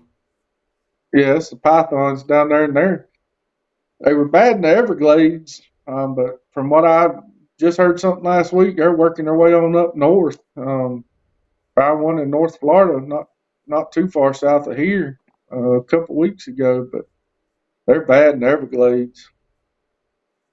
Brett, those iguanas are like hogs in Texas. That's how bad they are. They're everywhere. And I've And they climb trees and houses, and they're a nuisance. They're like rats. I've heard about the pythons, I guess, Yeah. down in Florida, how they're taken over, but I hadn't heard about the iguanas. Brett, you And got that's quiet. become a big time business. Maybe we just need to rent a van with a freezer in it and just drive across the country shooting alligators, iguanas, hogs. Have a big barbecue. I'll get a couple. Yep. I'll get a couple guys from over here just to do nothing but butcher for us. I That'd can be a way come to and I fill can up the bring. freezer in a hurry. Yep. I've got a big commercial sized disco with a big propane tank, so we could just eat as we go. That's what we do. We'll make a YouTube out of it. Eating out of the wild. Yeah, YouTube survival video, traveling across the country. What do they say? Catch, clean, cook, eat. I bet you we have enough people on here that would let us stay in their house or in their yard. And I don't know about Benny, but if he leaves his spear at home, that would let us. You ever seen those? They have it's for everybody. Trackers, motorcycle guys. They got these apps that you, on a motorcycle, if you're traveling across country, they'll show you people's houses you can stay at. I'm sure they got it for like horses and all that stuff, but that'd be a fun trip. Go hunt some iguanas, kill them, cook them, go to the next. Kill the alligator, cook it, hogs, cook it. And it's not hard. While you're down there, might as well catch you a shark or something off the coast. Oh, man, I love shark meat. Love shark meat. So good. It is. Do they have bounties on invasive reptiles where he's from? They got it over there, Mark, at all? No, nothing here in South Georgia. There's some snakehead fish that have started becoming invasive species kind of in North Georgia, and they've got a thing going with them, but they said nothing, if you nothing catch down here. They said if you catch them, kill them. Period. Yeah, right. No, they want everyone that's caught killed. Those are creepy looking. Have you guys ever seen that snakehead fish? I'm gonna look that up, Brett. Let me look it up. I've just seen pictures of them. Snakehead fish. Snakehead fish. Why pack game out when you can pack a frying pan in? We'll take Benny's big grill thing and just deep fry it all. Well, if you're in the South, that's what's going to be done with it anyway. Yep. Oh man, you know I watched that. I used to. I haven't in a while. I don't got TV for that, but that the swamp people. They say they are valuable as a food source and have become notorious as an intentionally released invasive species. These fish have been kept as pets, but as they get larger, people let them go into ponds, lakes, and rivers, making these fish invasive.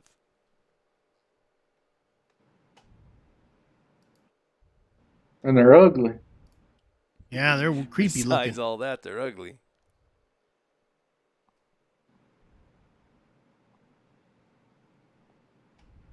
What do you go? How's your hog hunting over there? You guys got a lot of hogs too?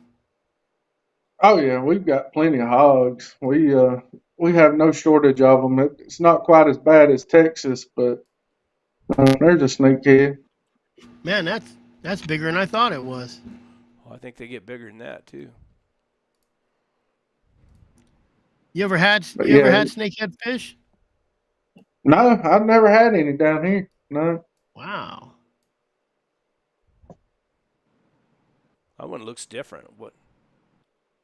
Is that a snakehead? That says it's a world record snakehead fish. Or is it just so big? I didn't know they'd get that big. That's pretty big. Well, you ever had? Have you ever had them, Mark? I didn't hear you. No, I've never had them.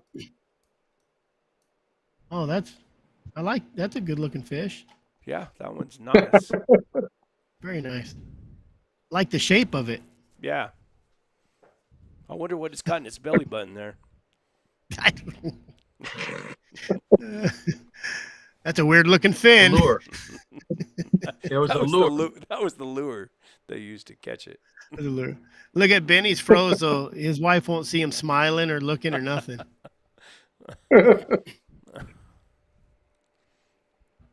Buddy in But college yeah, had Peking duck every Saturday. He caught them in the park pond. City replaced them. What? That's your buddy Garland. Yeah, urban hunting at its finest. Well, I caught a bunch of little catfish, and they just put this stupid housing development by my dad's house, which is all farm country out here. And I thought about going and letting some of the catfish go in that big old, decorative pond they got over there by the park. Some bluegill too. I was gonna take the bluegill, but I ate them. They were good. Catch them all out of my canal. Canal comes out of the Colorado River. what kind of I don't need catfish to. out there? Just that channel in that canal. Mudsuckers. Every once in a while, you get some of the flatheads. They caught a 26-pound cat out of here before, though. I've caught some 10-pounders. So, but I think it's 51 miles of canal is what we got. I used to work there. Wow. I remember I was up there fishing in my, I had my little blue shirt on in my work truck, and I was up there fishing on one. Game Warden Beret was his name, and God, he always tried to bust me doing something. He come up there and said, "You got a fishing license?" I said, "No." He goes, "We can't be fishing up here." I said, "Well, it's private property. Fish it all I want." "Well, these fish come out of the Colorado." I said, "That was 15 years ago. Them fish are dead." I said, "You got permission to be up here because it's private property. I don't have to call you for trespassing." That went over good. That guy. I couldn't do nothing. It was kind of a love-hate relationship. One time I was on the canal coyote hunting. I wasn't working. And I seen a truck over there, and I just kind of pointed my rifle that way, looked through my scope, see who it was. And it was him with his binoculars watching me. And he come over there, he says, "Shouldn't be pointing a rifle at somebody." I said, "Well, I don't have my binoculars, so that's all you get." "Is it loaded?" I said, "It wouldn't be no good if it wasn't." Mm. That's what he gets for trying to spy on me. Yeah, Right. my brother-in-law and Jimmy Franklin, a friend of his, passed away now. Rest in peace. They used to fish down on the Rio Grande. They catch some big old flatheads. Well, They fish all night. But there was the reason they fished all night is because they could drink a lot of beer while they were down there. Yep. Well, using Yuma, you should have went and fished at Colorado and Yuma. They pull 50-pounders out there all day long. If you drive down that river over by Yuma, all the people that live on the river, every one of their fence posts have big catfish heads on them. Yeah, Tommy Skulls. Malden. Tommy Malden was a good friend of my dad's and also my brother-in-law. My brother-in-law, he loved to fish, and he would go all the way down there to Yuma and fish with Tommy. And they catch some big old flatheads and blue cats. I think they caught a lot of blue cats too. Yep. Big one. My uncle sent me a picture one time, a video, and it was a catfish in his sink. I was like, it's not that big. And then he zoomed out, and I realized it was his bathtub, and it was curled up in his bathtub. It was that big. I love catfishing. Love catfish. I love eating catfish. I'd rather catfish more than anything. I like good catfish too. I just don't fish much. Never was very good. Yeah, it's too hot to run down here. So when my boy's been coming down here with me. They didn't come this week because they got in trouble and they have to do a bunch of yard work at home. But we go at night. I make some catfish bait. So like a stink bait or blood bait. Yeah. Found on TikTok. You put a bunch of cotton in it, also. But we were catching a lot of catfish on it. And then my one son loves to fish, so he threw a lure on. I'm like, whatever you want to do. He started catching those bluegill. I'm like, son of a gun. So I threw a lure on and started catching bluegill. Are they left very the one big? pole in there. Bluegill, I have some. They were pretty good size. Those bluegills I was catching was pretty good size. Those are fun. When I used to go down to Louisiana, we used to catch them on in ultralight tackle, and I'd use a fly with just a casting bobber. And man, during the springtime when they were running, you could catch them one right after the other, and I mean big old And there ain't nothing fights as hard pound for pound. Man, they fight No, too. They give you. My son was having a blast with them, trying to reel them in. And they got them small little mouths, So we just use a little treble hook or something. But I put a hook on a yeah, little crappy worm with a spinner tail, and I was catching them. yeah, it's fun finding them on the bed down here in the big ponds we fish in spawning season, and you catch 10 or 12 at the time, and I mean they're big as your two hands, Yeah, and like you said, they're fun to fight. If they were the size of a bass, I don't know if you could get them in the boat. I know it. And that's Yeah. what we did. We caught them off there. It was right there on Toledo Bend Reservoir. We go down in there and get in those stumps and find a bed and just, Yep. man, you just feel your boat. But kind of ruined me for fishing here in New Mexico. Yeah. Yeah, I don't think there's a whole lot of fishing opportunities out there, is there? Well, we got the lakes not just north of us here, Elephant Butte and Cavallo, and there, a lot of people fish those. And I used to go fish. I used to go, there on Cavallo during the spring when the white bass would start running. You go up there and that was a lot of fun. And that was another lifetime ago though. That was with my first wife. Benny has one of those. I have one of those, and she's different than Brett's first wife. She didn't go anywhere for money. She just stayed here broke. And, Mine ran off with a friend of mine. I call him my husband-in-law now.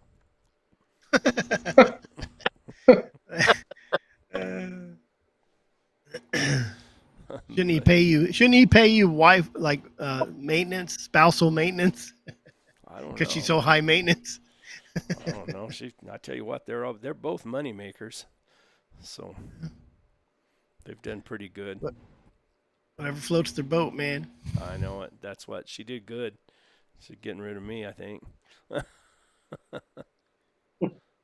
What part of Toledo Bend, Brett? Down by Manny, Louisiana. Right there where the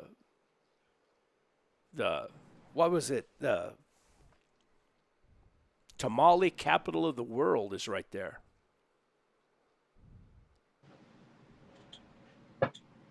Believe it or not, you'd have thought that tamales were from Mexico, but it's from those Indians. I guess they had native there at one time. And my wife brags about a blue corn. It's not really a tamale. Something they make up here in the Navajo reservation. They're kind of sweeter. I don't know. Maybe I'll probably make some bear tamales for the Hound Rendezvous. I was hoping to get my ledged up whiskey before the Hound Rendezvous. What did you order Still some? waiting. Yeah, a while back, but it's kind of on back order. Well, if I can make it, I'll bring my bottle. I make mead. I just don't drink it, and I usually make 5 gallons at a time. What do you make? What is it? Mead, honey wine. Oh. Yep. So when I had a scrapyard, I told you I'm a bad scrapper, but people would bring in all kinds of stuff. They brought me a bunch of 5-gallon glass carboys, the big glass water jugs. I got a bunch of them. I paid them for them. Those are expensive. Up in northern New Mexico, that San Juan River, that is trophy trout fishing right there, I guess. It's known all over for that. And then of course Navajo Lake. But I don't ever go up that far north. Mr. Brett Vaughn got people trying to talk me into moving to New Mexico. Is there any night hunting out there? Got to go to Nevada for that. It just depends on where the game wardens are. Exactly right. New Mexico, is there any night hunting out there? Well, yeah, we hunt coyotes at night. Speaking of game wardens, that Bear Grease had a good podcast about the eggs, those caviar out of those And paddlefish. that was pretty interesting. Man, and they were pulling like 10 pounds of eggs out of each fish, making like 4,000, 4,500 bucks, $1 a gram or something. Yeah, like $400 a pound or something at one time or something like that. Yeah. Yeah, back in the 90s. There's a game warden on there that talked about a guy that ended up working for him. So, and they were catching those. It was like, and then paddlefish caviar is like the third best in the world. So, interesting stuff. Check out that Bear Grease podcast. Have you ever ate caviar, Clay Benny? Newcomb's all right. No, I have not. Mark, have you ate caviar?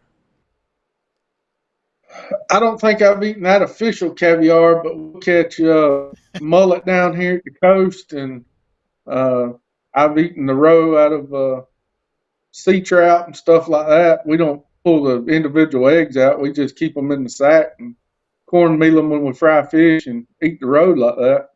Is it good? So I guess oh yeah. A lot of people like the red roe, which is the male roe. I'm not going to eat that. But the yellow roe coming out of the females, I really like that. If you eat too much, you got to stay close to a bathroom because it'll run right through you. But it does taste good. Taco Bell eggs. That's right. They say the darker the eggs, the better it is, I guess. And that's why that paddlefish, I guess, has some real dark eggs. Yeah, the way they described it as earthy, I don't know if I'd like that taste. Well, on that podcast, he says you put it in your mouth, you push it against your roof of your mouth, and get that buttery flavor with some earthy taste to it. So, I don't know. I think Sounds if like anybody, if anybody had caviar in this group, it probably wasn't 1, 2, or 3 top of the world caviar. That's pretty expensive. Yeah, I'll stick to my redneck caviar.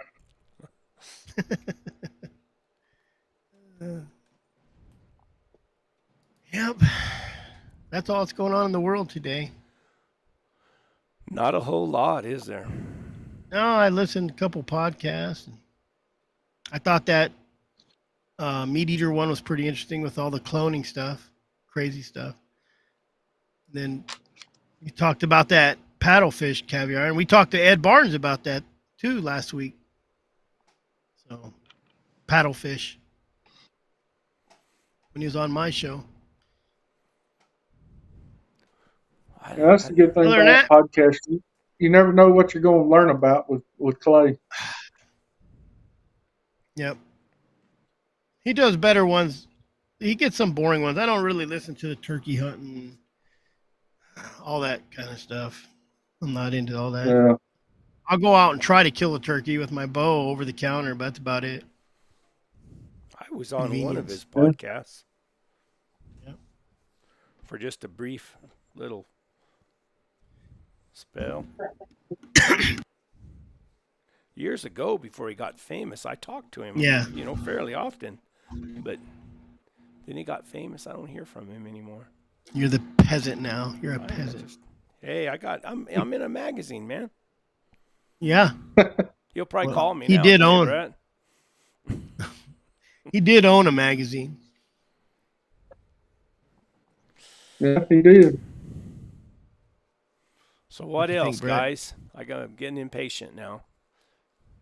Got to have Anybody? I missed the intro for tonight. So who is Mark? What's his story? Is he a houndsman or is he a retired houndsman? Who said that? Mark? David Nichols, who just jumped on. A day late and dollar short there, David. Mark runs the biggest, the number one deer hound running magazine in the world. I like the way you described that. Yeah, I'll go with that. He's the Now, what's the name of it what do again? they call it? The savant of deer dogging. It's called Southern Hound Hunting Magazine. So, yeah, and I'm an active houndsman. I've been let's see, I'm 40, so I've been doing it 39 years now, I guess. So still got 10 or 12 head of long-legged walker hounds out there in the kennel. So I'm running them all the time. Running them, swimming them, chasing them. That's Legged right. walkers. Now, if Long-legged I'm walkers. chasing them, something's gone wrong. They better listen to that beep on the collar, or they're gonna get some electricity. You know, I wonder if those ones that got the Gator got. I wonder if you shocked the hell out of it while I was in that Gator. What'd that Gator do? Maybe I don't that know. I spit don't him know if out. it'd work or not. I don't know. Man, he has to pass those collars too. Well, I've heard some stories from secondhand about them tracking a signal with the GPS right to a creek, and they wait out the gator for him to come up, and they cut him open and find the dog collar still in him before the battery They just dies. sit in the bottom of the belly. Yep. So I Cody had don't know. I've seen accounts where they've cut open a pretty big gator, and they found dog tags in them that had been lost for 10 or 12 years, and the Jeez. brass nameplate is still in them. That's crazy. I'm glad we don't have any of those around here. No, we're getting more and more wolves. That's about it. But these Mexican wolves, I don't think they do as much damage as those other timber. No, I haven't heard anybody having trouble with them, at least. Have you, Benny? Yes. The Mexican wolves? Yeah, the guys in Arizona have had a lot of trouble. There was a Down, Jr. down in the blue. Murdoch was a and he had wolves.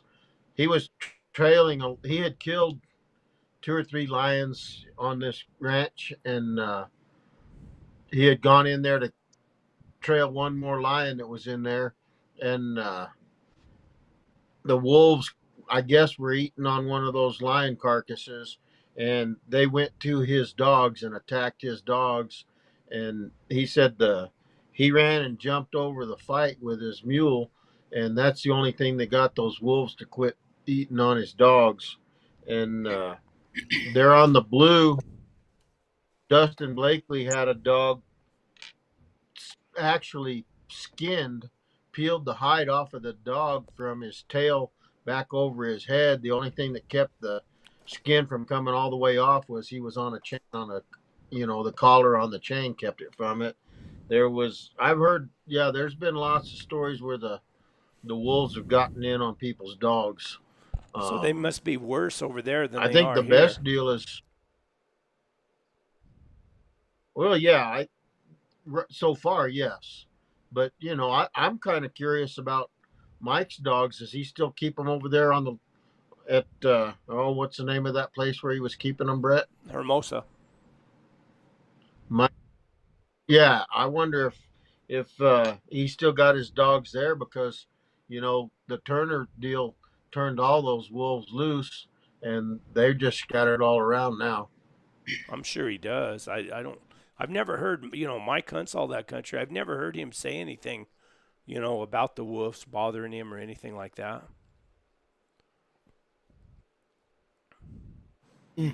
I mean, I've run into him down in the Animus. I know one night it was kind of spooky. I was coming out of there, and I had some dogs.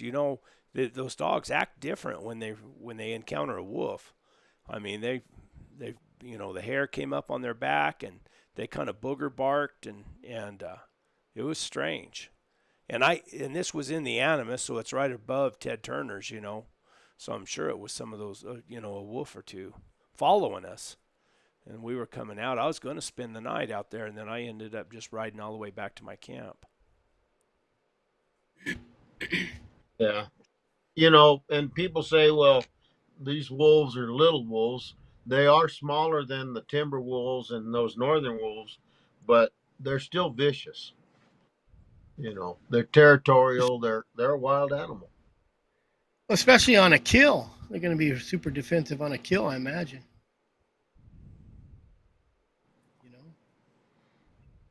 Yeah, I just haven't. Yeah. I mean, I haven't heard of anybody having any problems here. You know, except there was years ago, there was some guy up by the cliff dwellings that supposedly he had a dog killed or whatever.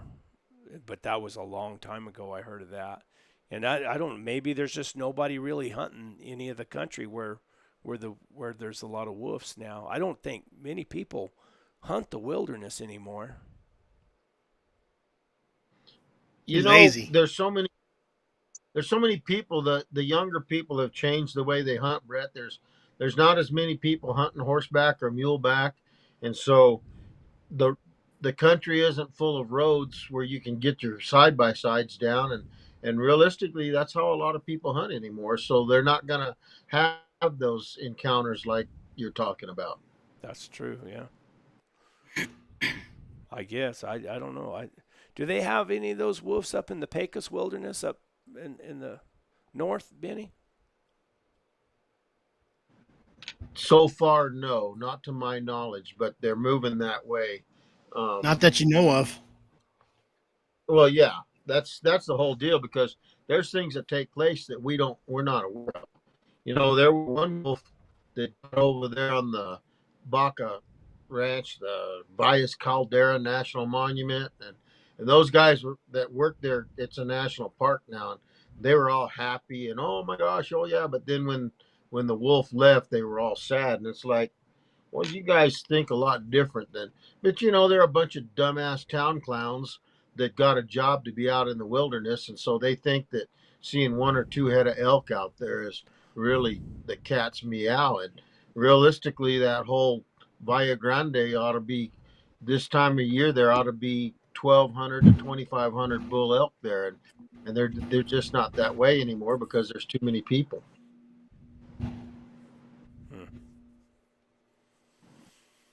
I don't know. Texas red wolves are sort of crossed up with coyotes. I know in the blue, down in the pipe stem, that's where they got that cage where they started dropping them all. There's a lot of lions down there in the pipe stem in the blue, that area. There's not as many lions as, but the problem is the wolves are eating everything up, and there's not as many. You know, there's not as much wildlife. There's not as much game for the lions, and the ranchers are real not anything killing their cattle. But I know some ranchers on the blue, and they've been losing a lot of cattle just since March, and a bunch of them are confirmed wolf kills, and there's nothing they can do about it anymore. Can you see that, Mark? David Nicholas Jr. So my question is, will Mark help me out with a subscription to his Southern Houndsman to a young guy just getting started in the coonhound world? Plus, my dog just got hit by a car. Boy, there you go. Yeah. Oh yeah, David. I got nine kids. He'll help I you. deserve the subscription. Don't talk to Chris. Yeah. Find us on Facebook, Southern Hound Hunting, and send me a message. We'll talk. Well, did you see? He said that he put in an order for the American Cooner. Is that the right one? And he bought 2 years subscription, and they quit. They quit doing it. Yeah. After he paid. Yeah, we cover some coon hunting, so we could offer him some information with that. But yeah, just look us up on Facebook or Instagram. Send me a message or send me an email at southernhoundhunting@gmail.com, and we'll talk about it. I have the shipping money to get me a hound or pup out here to Southern Cal. Oh, you're in California. That's the problem. You know, I've been surprised since we started this. We've got pretty good following in California. I think it's the northern part of the state, but we do have some pretty good subscriber list out of that state. All they could do is hunt coon now. I'm sure that's going to go away. They got some hog hunting going on and some stop chasing hares and stuff like that. So it's few and far between, but there's still a little bit of it out there. Yeah. If I lived in California, if I lived in California, I would have one of the best packs of lion dogs in the nation, but I would live under a rock to do it. Hmm. You'd have to. Oh, I know how to live under a rock. I absolutely do. You can live alone at home. Nobody knows where the hell you are.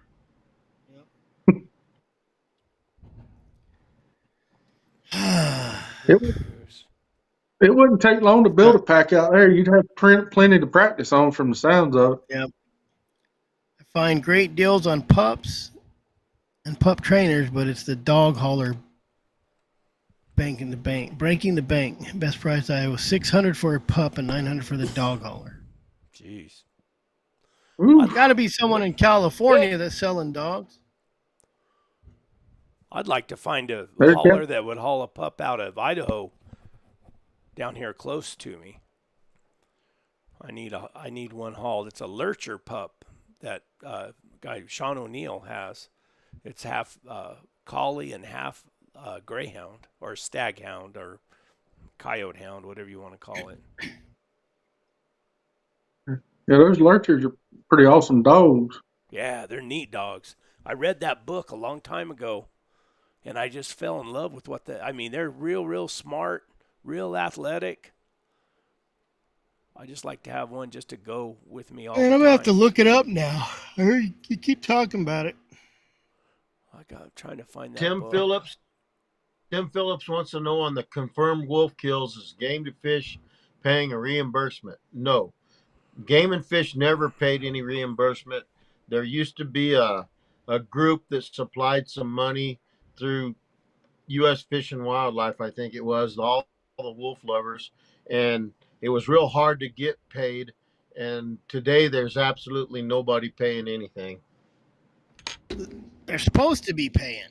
If Well, it's a confirmed but kill. they were also Seems like it's they were also supposed to quit the program if they didn't have 100 wolves in the wild by 5 years, and they didn't make that target. So everything they tell you is a damn lie, and they have an agenda, and they don't care what everybody else thinks about it. Benny, just Brett, go get your spear. Yeah. I have my within reach. Man, them Lurcher pups are kind of ugly, Brett. Well, it fit right in with my group. I can see it sitting right in that seat right next to you. Well, I'll be. Yeah, I don't think they win a beauty contest, but their natural athletic ability is something else. What are they? Like what is they crossed out of? Oh, right here. I honestly don't know. They look like almost like a mini greyhound with a Catahoula. I think if you can follow the genetics of the deal, they'll go back to Lurch on the Addams Family. That's I thought that every time you said it.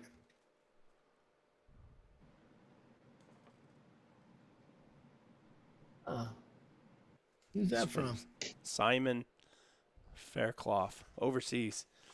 He wrote, man, they're neat dogs. They're them little fast suckers too, aren't they? Yeah. 100 Well, they miles an cross. hour. I mean, they cross. There's bull lurchers where they cross. Like a bulldog with a greyhound. Or I wanted a collie lurcher. Oh, it is. It's a crossbred dog resulting from mating a greyhound or other sight hound with other dogs. I mean, check that out. So they're part greyhound. There's a collie lurcher they're using as a bird dog. They're real versatile. Real got a big brain. Real biddable. I might just have to drive up there. Road trip. Stop by and pick up Benny. Take his big old RV. I mean, I don't know if me and Benny could ride in the same vehicle for that far. One of us would get grumpy. One of you. I've been around both of you for 3 days. This is a pretty cool book too. Canines and Coyotes.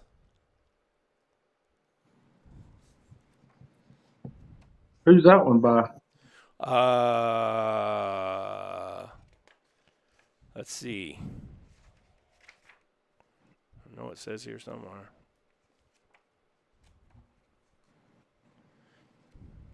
Brett, I got a canine transport. They only charge 50 cents a mile. Brett, I get you. My ex-father-in-law used to ship dogs just on a plane. He'd buy a ticket and ship the dog on that ticket. Still cost me $500. Yeah, but it's a lot quicker. 4-hour trip. And you don't have to go just to your local airport. Is Ruidoso still burning up there? No, now Yes. it's flooding. It started flooding, Benny. Well, it rained where it already burned, but the fire's still going around the outskirts of everything. So you're right; it's flooding and flooding and burning. It's a bad situation. Have puppies available in California. There you go. Leon V. Who was saying? Almiral, There you go, David Amaral. Nichols. You hold a Tim Phillips. Are you selling puppies, Tim Phillips? Is that what you're trying to say? How old are you, David? You better not be 30 living in your mom's basement. We're not going to feel sorry for you. Brett left, so he's got a dog coming in August. I'm thinking I'll just drive up there. Are those expensive dogs, Brett? A little pricey or No. no? No. Because your wife might be watching, or do we need to talk about it later? I'll send you a message. I know. When you was talking about leftovers, and I said I like leftover women and kids, whatever. My wife texted me and said, "Oh, leftovers." I'm like, what are you watching for? You're not supposed to be watching. She sneaks in every once in a while. Hey, Brett, Playing can traumatize a dog bad. You what, Benny? Tim Brink says he can haul the dog for you in August. Oh well, I'll see if Sean wants to keep it till August. Was Tim coming down to the rendezvous? Is that why? Yeah, that's what we That need. sounds like it. Let me ask Sean I don't know how long Sean will keep it, but I'll ask him. The fire should be out by the 15th. July is latest news. Ruidoso. Oh, that's cool. That's a good idea, Ryan Bailey. You can often have a dog hitch a ride really cheap with the horse delivery people. I'm sure if you threw it out on Facebook, someone would, or Instagram. I see it all the time, people traveling through. Put it on When Big that Game Houndsman or something. When that government hunter was shipping young dogs to Utah from Central California, northern Central California, he was shipping them with produce haulers, and same kind of deal. It was real cheap.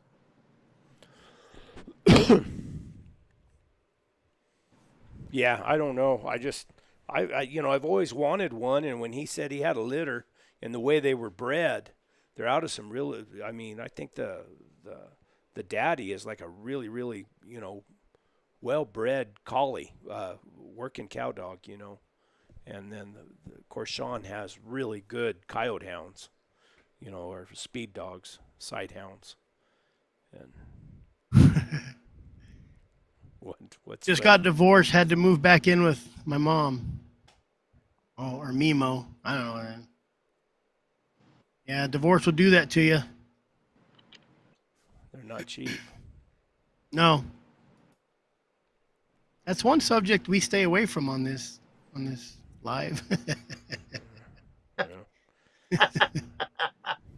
Getting a little personal. Yeah. I think I'm old enough I wouldn't live through a divorce anymore. Cause she'd murder you, or? Well, yeah, because she's got a life insurance policy on me, and I keep showing her that piece of paper until death do us part. She says that can be arranged. Yeah.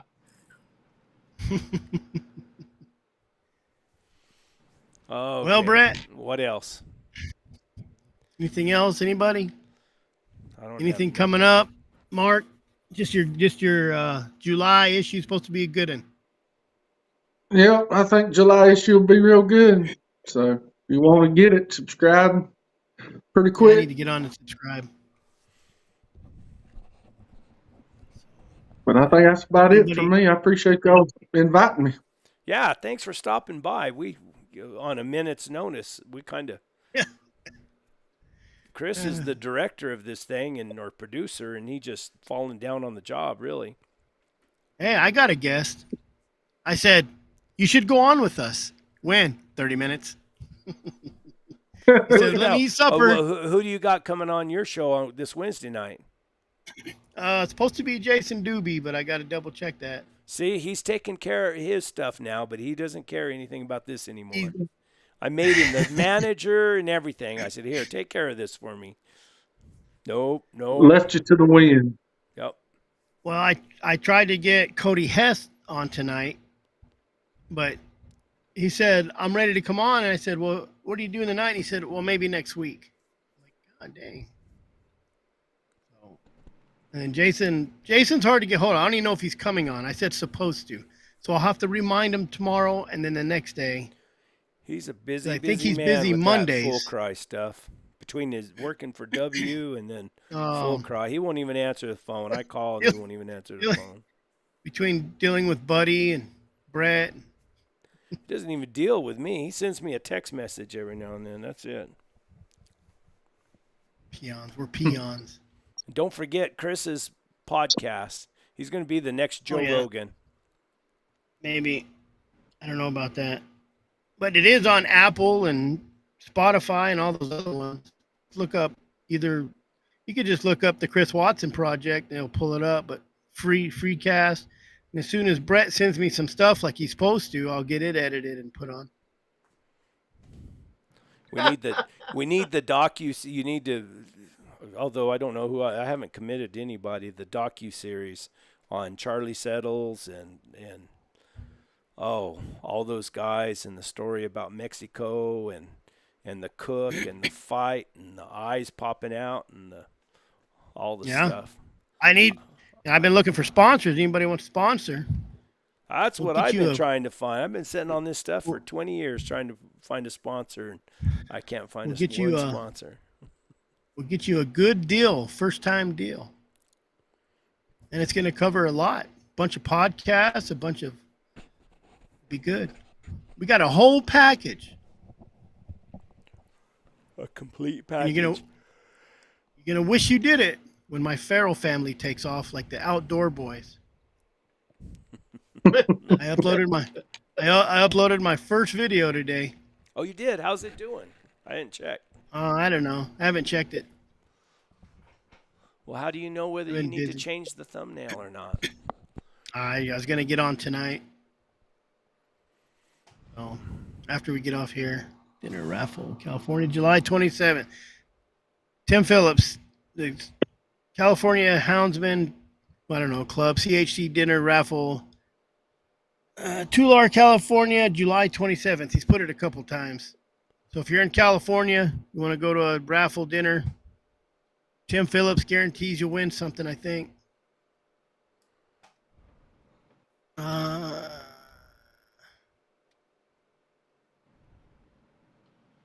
David Larry, Nichols. California is do they still have the World Farm Show there in Tulare?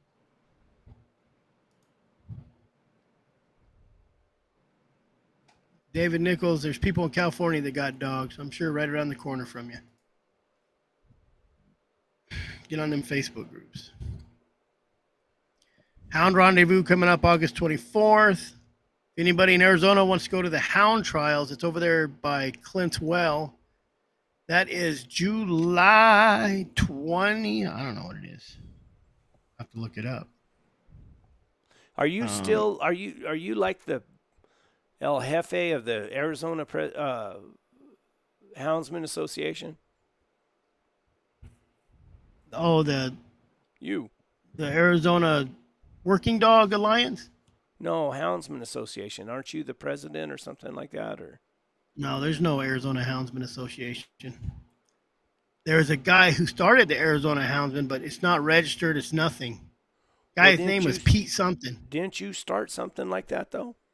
I started Arizona Houndsman on Facebook, the group. Oh. I started Arizona Working Dog Alliance. That's the last one I just started that I'm working on. And it ain't fun. I'll tell you that. So you got Anecdote of a Houndsman. Mm-hmm. You've got the Chris Watson Project. You got the Farrell family. You're a private investigator. You You got your hands full. Yeah. Okay, Chris. Yep. And then I got Brett yelling at me all the time to Focus. do better. Focus. Do better. Well, Chris, what are you doing starting a podcast thing? I ain't got no way to make a video down here. It's hot and all my animals aren't here, so I'm going to work on the podcast. We got plenty of Oh, yeah, them. and then you got your regular day job, too.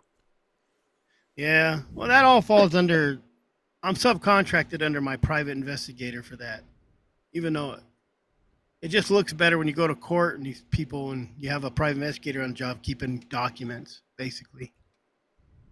Daily reports, pictures. I record everybody. Yep. It'll be fun. Let's see, when is that? I was looking up this. July 20th is the next CATHA. The Arizona Hound Trials, if anybody wants to go check it out. So who sets those things up, Chris? Autumn and Donnie Randall. Donnie Randall's a guide up here. He's a good dude. Audie's very charismatic, outgoing, always happy. I don't know what's wrong with her. But that's over in Clint's Wells. You get on Facebook. What's that? Is Donnie part of the concrete Randalls there in Payson and Sholo and all of that? Payson, yeah. They do all that work down in Pine and Payson. And Yeah. they do a bunch of construction work. Donnie Randall and how's he related to Jake?